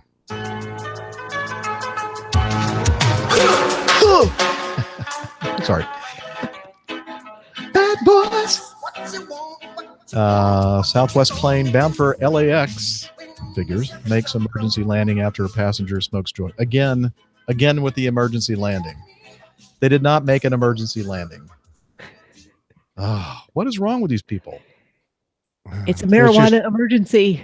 It's just trying to make money, Jeff. Not very well. I think it's just they don't understand the difference between a landing because that wasn't supposed to be where you were supposed to land. I think they understand perfectly. They just want to sell newspapers. Okay, well, yeah, I guess you're right. Southwest Airlines made a landing after reports that a passenger lit up a marijuana cigarette in a bathroom. Yeah, I could see it. Oh, yeah, well, that's an emergency landing. Southwest says flight 1250 from San Francisco to Los Angeles, was diverted Wednesday afternoon. The plane landed safely at San Jose Maneta International Airport, about 50 miles south of San Francisco. Southwest says the passenger accused of smoking was turned over to law enforcement. Smoking on an airplane is illegal, could lead to criminal charges. The remaining 32 passengers were full flight high due to secondhand marijuana smoke. No, were placed on other aircraft to continue their trips. And they all said, yeah, dude. Yeah. I don't know. Where I'm now, going. really, Jeff? Southwest flies a jet airliner, yeah? I mean, and LA to San Fran is a hop, skip, and a jump up the coast. What the hell are you doing landing in airfield just 50 miles short of your diversion? No, they only got 50 miles away. They went from San Francisco. 50 miles away. Well, even so, but still, I mean, it's a marijuana. Yeah, but I cigarette. mean, it's not there's anything more nefarious than that. As he said, confiscate it, and you exactly. But it was terrifying, Nick. Terrifying. Absolutely. And, I'm good. The fire alarm was going off. Geez. Yeah, like it doesn't happen every day of the week. Very funny, Richard Adams. Somewhere. The remaining 32 passengers flew themselves to destination. Thanks, Colonel Jeff, for letting us have some fun. Not as much fun as the dude smoking the marijuana cigarette, but you know. Yeah, I mean, couldn't they have just as easily arrested him in LA? You would think. It's all California. Like they didn't leave the state. Yeah, exactly. Yeah, I know.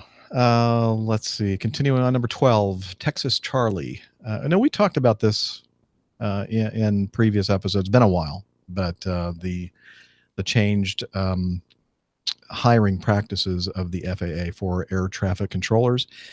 Texas Charlie writes, I normally try to keep my feedback lighthearted, but this video put a burr under my saddle. It just seems too insane to be true, but the Wall Street Journal, among other news outlets, seem to support the points made. Is this an issue within the industry, or is it a non-issue? Or is this story just a pile of horse apples? So I guess that's something in Texas that, I guess, would that be like a buffalo chip, a horse apple? I don't know. Anyway, so I have a little bit of audio from the video that he referenced, and again, the FAA, the testing for qualified applicants to become air traffic controllers now includes a biological questionnaire, and that's where I'll leave it off. The FAA, without a vote, just scrapped the old hiring system and replaced it with a diversity-friendly version. Most people have no idea this happened. The FAA now requires many of its applicants to fill out what they call a biographical questionnaire before any other screening. Those who answer the questions in a way that diversity monitors don't like cannot be considered for hiring, no matter how much experience they have or how well they may do on the other portions of the testing. The biographical questionnaire is all important. So what is in this biographical questionnaire? Well, we can answer that question because we got a copy of it, and we also got information about how it is scored. And it's shocking. For example, one question asked test takers to name their worst grade in high school. The preferred answer for that is science. In other words, if you can't do science, the FAA is especially eager to hire you as an air traffic controller. You get 10 points for being bad at science, according to the scoring sheet. Another question asked about work history. According to the FAA, the best answer to that question is you haven't worked at all in the past 3 years. You get 10 points for not working. Apparently, unemployed people make the best air traffic controllers. This is demented, by the way, but it's real. So do applicants who played a lot of sports in high school. They're rewarded too. By contrast, applicants who say they know a great deal about air traffic control get only 5 points. Trained pilots get 2 points. Once again, applicants who haven't worked at all, who've been unemployed for the past 3 years, get 10 points. Pilots, 2 points. This is insane, and it's dangerous. It's also indefensible. We asked the FAA's top spokesman why applicants for an air traffic control job would get more points for playing high school sports than for flying planes or knowing a lot about air traffic control. His response, quote, "I'm trying to find that out as well." Well, not actually trying very hard, it turns out. We still haven't heard back with the real explanation, and of course we won't because there isn't one other than shut up, diversity. Oh, I love Fox News. Thanks, Fox News. Well, but I mean, we covered the story, the same thing, this biological thing, and it was not Fox News. It was Exactly. I mean, it doesn't whatever. change the It doesn't information. matter. I just like their delivery of the news. Yeah, but the fact that the issue was not only the very, very bad test, but also I think we talked about when we addressed this before, the fact that people were actually encouraged to call other people and they would help them take the test over the phone or over the internet. Phone a friend. Yeah, here, no, this is the answer you want to answer. So, this one. I'll just say I may know someone close to me coming up here very soon who may be applying for an air traffic control position in the U.S. So we will see how that goes. And I hope this person doesn't have any experience and is bad in science and hasn't been working in a while. Maybe 2 of the 3. Okay. Well, good. Then maybe this person will. No, I'm just kidding. Unfortunately, they're probably highly overqualified according to that information. Yeah, it is. Liz says the whole thing is bizarre, and I think everybody is going, huh? Really? Is this a joke? Is this April 1st? It feels like it has to be a joke. Like that just doesn't make any sense at all. And apparently, it seems that maybe some of the higher ups in the agency aren't aware of the fact that this has been going on, which is the real problem, in my opinion. Yeah, I think so. The way I read it was that they still had all the other interviews and checks on their ability and the skills that they would require, but this was just another layer. So when the guy says it's dangerous, it doesn't mean that just because you pass this diversity exam, you're going to become an air traffic controller regardless of qualifications. You still got to jump the bar on all the other acceptance. Right. I mean, you still have to get through. So that's what I was kind of getting at with. I love Fox News's delivery. I mean, again, when we talked about this before, there was an extremely high emphasis on the biographical questionnaire, almost to the exclusion of anything else. So, but I think what Nick's trying to say is that after the fact, then, regardless of who gets picked, and we're not saying that there's not significant problems with that screening question, then they still have to successfully go through training and they still have to make it through the program. Make it through. And so is it dangerous? I think that's something. Well, that might be a little journalistic. That's what I was getting at there with the journalism side of things. Right. However, we're not saying that there aren't issues with that particular screening questionnaire. But I mean, again, well, I don't want to dig it up, but there were people that were had gone through college degrees in air traffic control when we talked about this last year or the year before, who were being removed from even consideration because I don't know why. They weren't considered. I mean, they went specifically to get a college degree in learning how to be an air traffic controller. And in any other field, the stuff that you put time and effort into and show interest in is a huge plus, regardless of what your other qualifications are. If you can show that you've got enthusiasm for the subject, if you're interested in it, if it's been your lifelong career goal and you've done nothing else except for work towards this, that's a plus. Okay, moving on. Probably be able to squeeze in maybe one more. You know what? Let's end the show with some pleasantness from Please. our friend Tanya, who sent us some audio feedback for the first time. She's very overdue for some feedback. So attached is a just under 4-minute audio feedback clip, mostly humorous. I don't think we've received anything from Tanya before. I know we've had her audio of meetup, but has she sent us any audio feedback before? I don't recall. Maybe she has, but regardless, here we go. Here's Tanya. Hello, fabulous APG crew and APG community. This is Tanya. Just have a very quick audio feedback here. Hopefully very humorous. This is all about the comedy here. So I have a story or a little anecdote about my father, who sadly passed away earlier this year. I promise this is going to be funny by the end.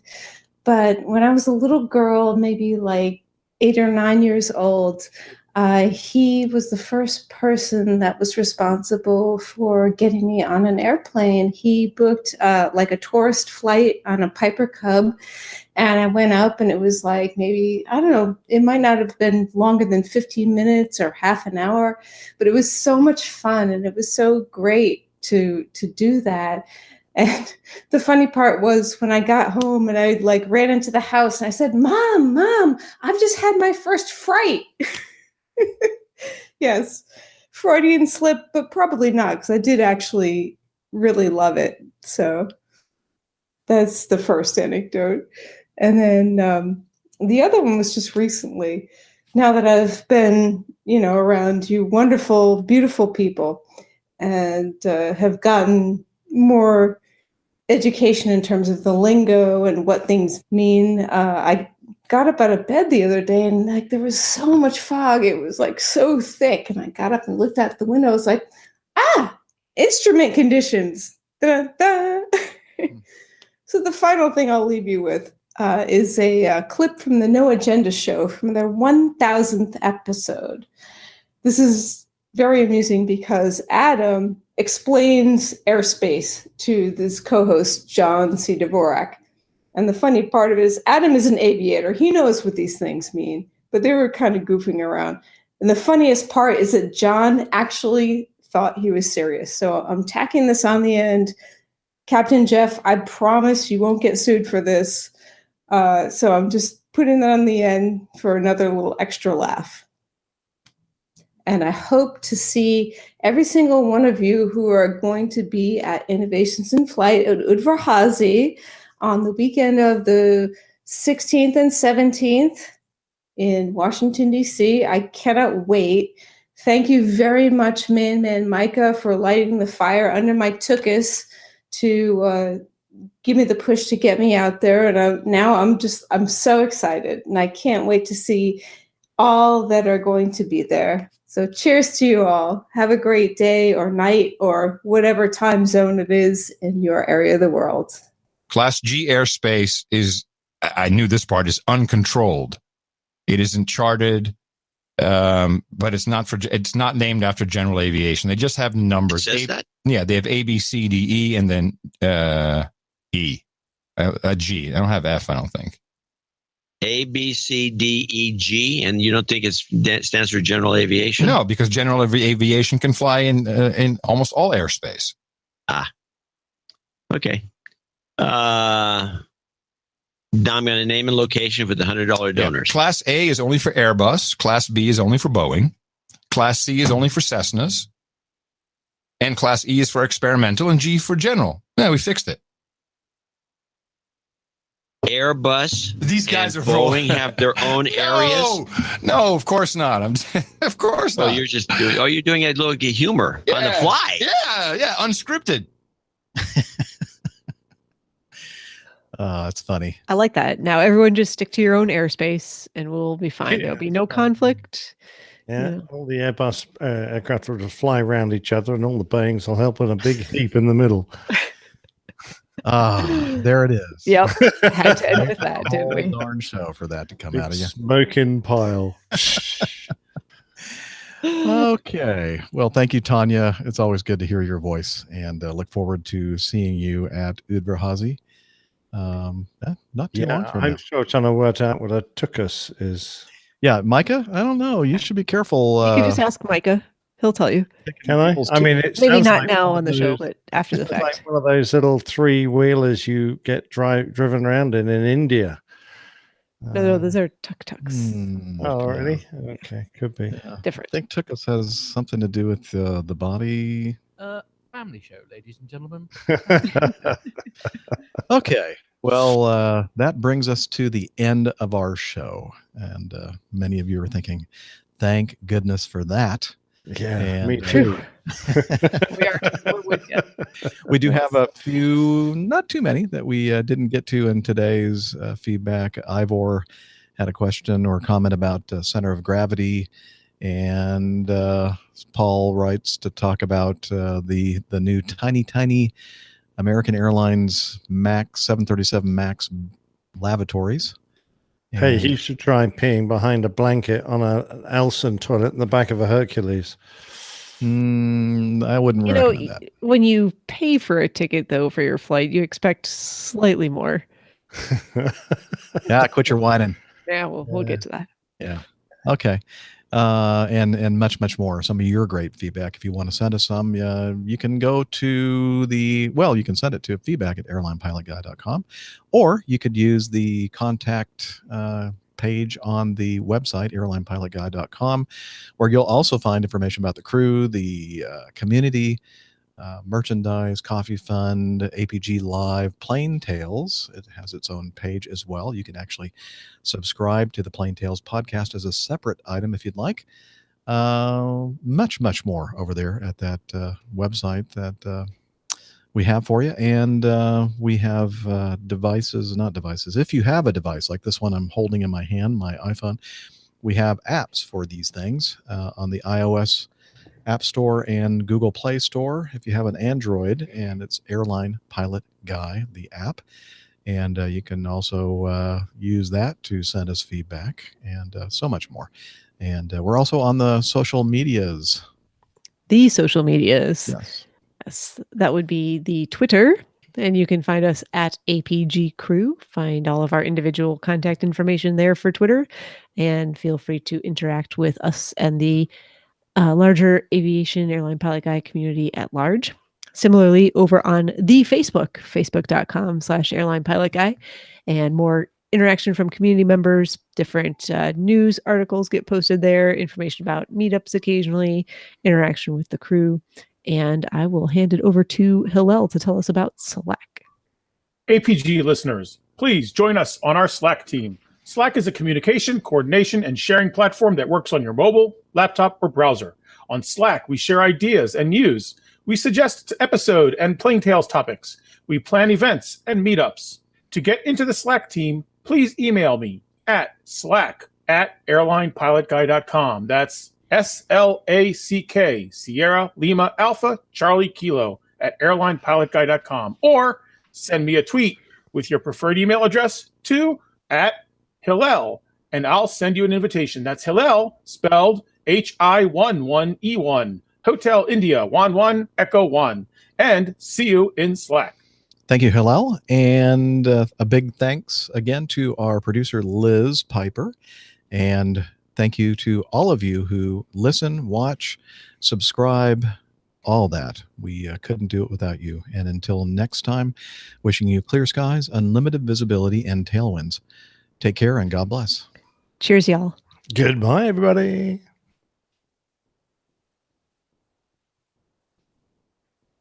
Yay. Cut.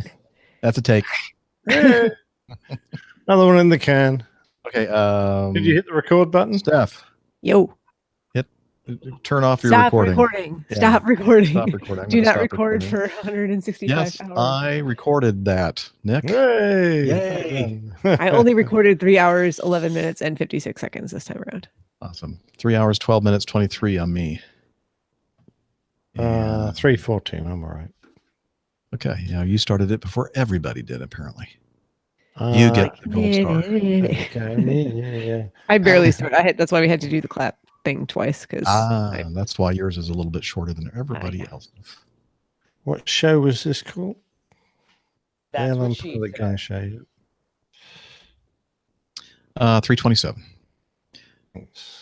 Hey, everybody. And thank you, Tanya, for sending in the audio feedback. It was awesome. And as I said, look forward to seeing you next week? Next weekend?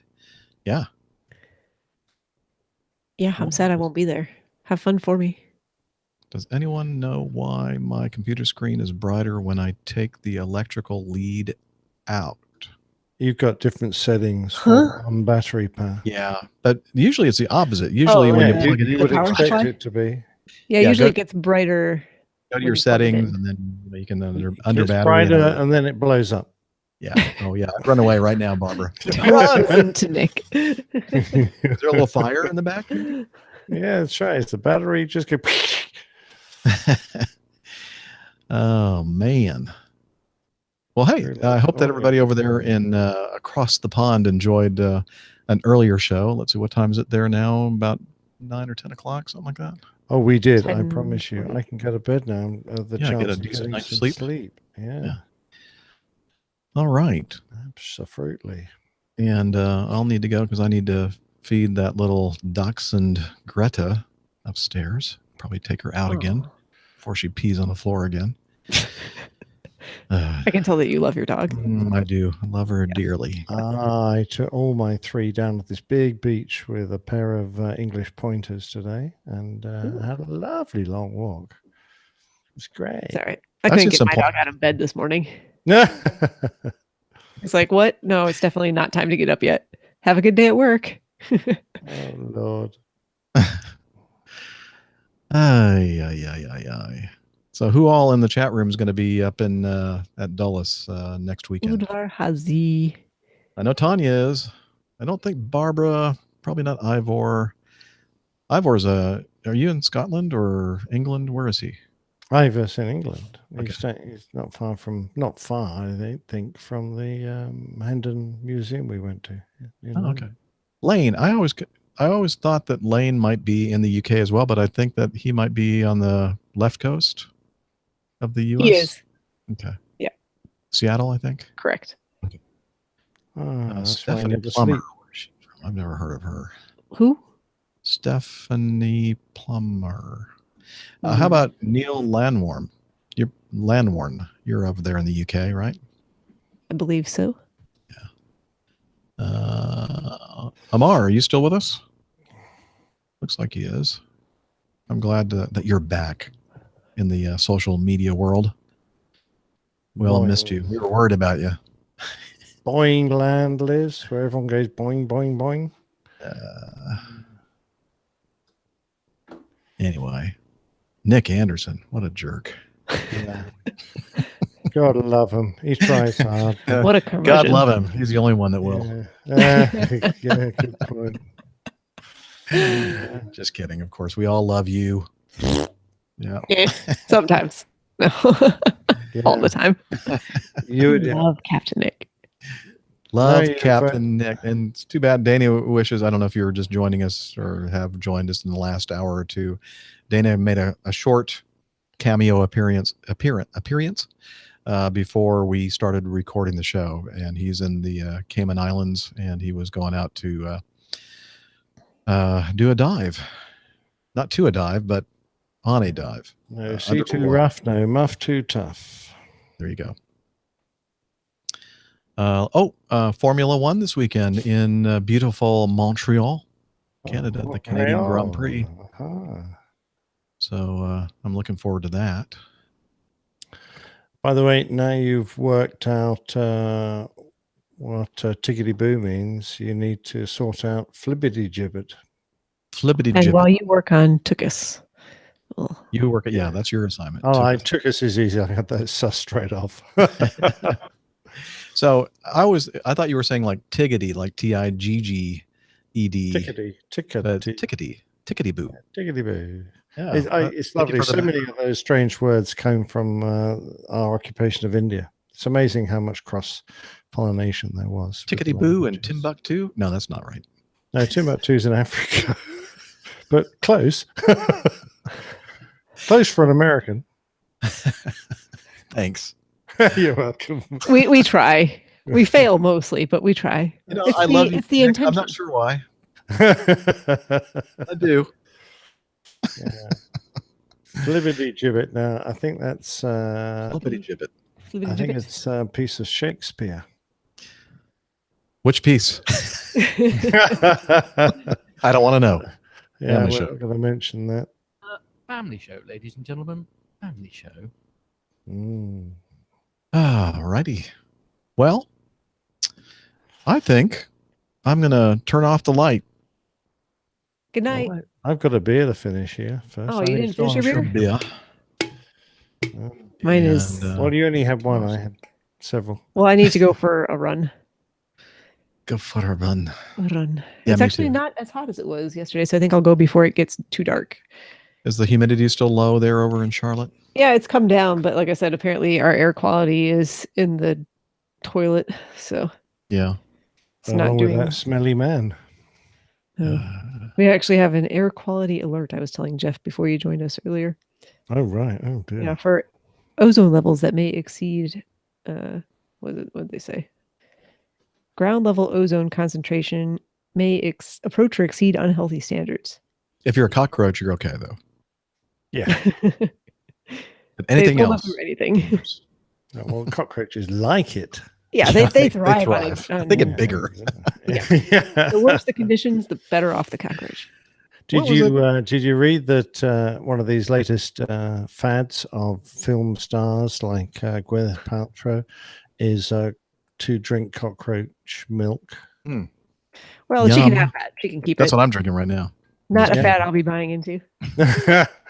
Apparently, you've got to actually kill the cockroach to get its milk. But Oh yeah, when you step on a big old palmetto bug or a big old cockroach, trust me, it looks like I killed milk. one in the garage the other day. It was like, Yeah, it's pretty. it's a little sick. satisfying, kind of like when you.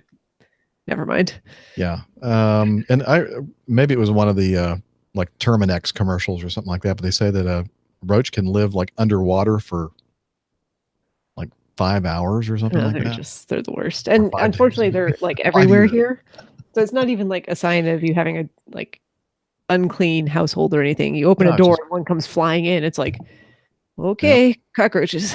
Palmetto bugs, because we like to keep it That classy. sounds much nicer, doesn't Sounds it? so much nicer.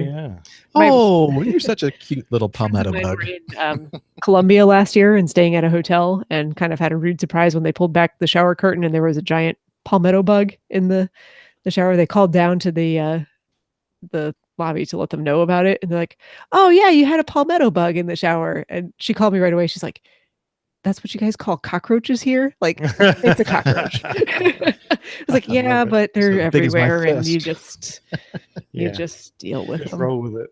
Ugh, lovely.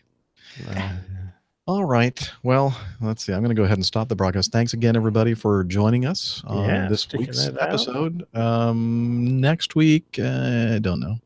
I have jury duty next week. Oh, that's right. I think. Oh, you need to sneak your recorder in so we can find out what's going on.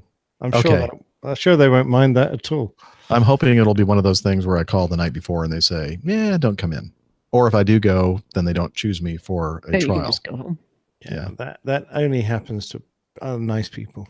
I know, so I'll be in the trial for a week. I'll miss what he's trying to say about you. Berhazi and everything else, probably. Yeah.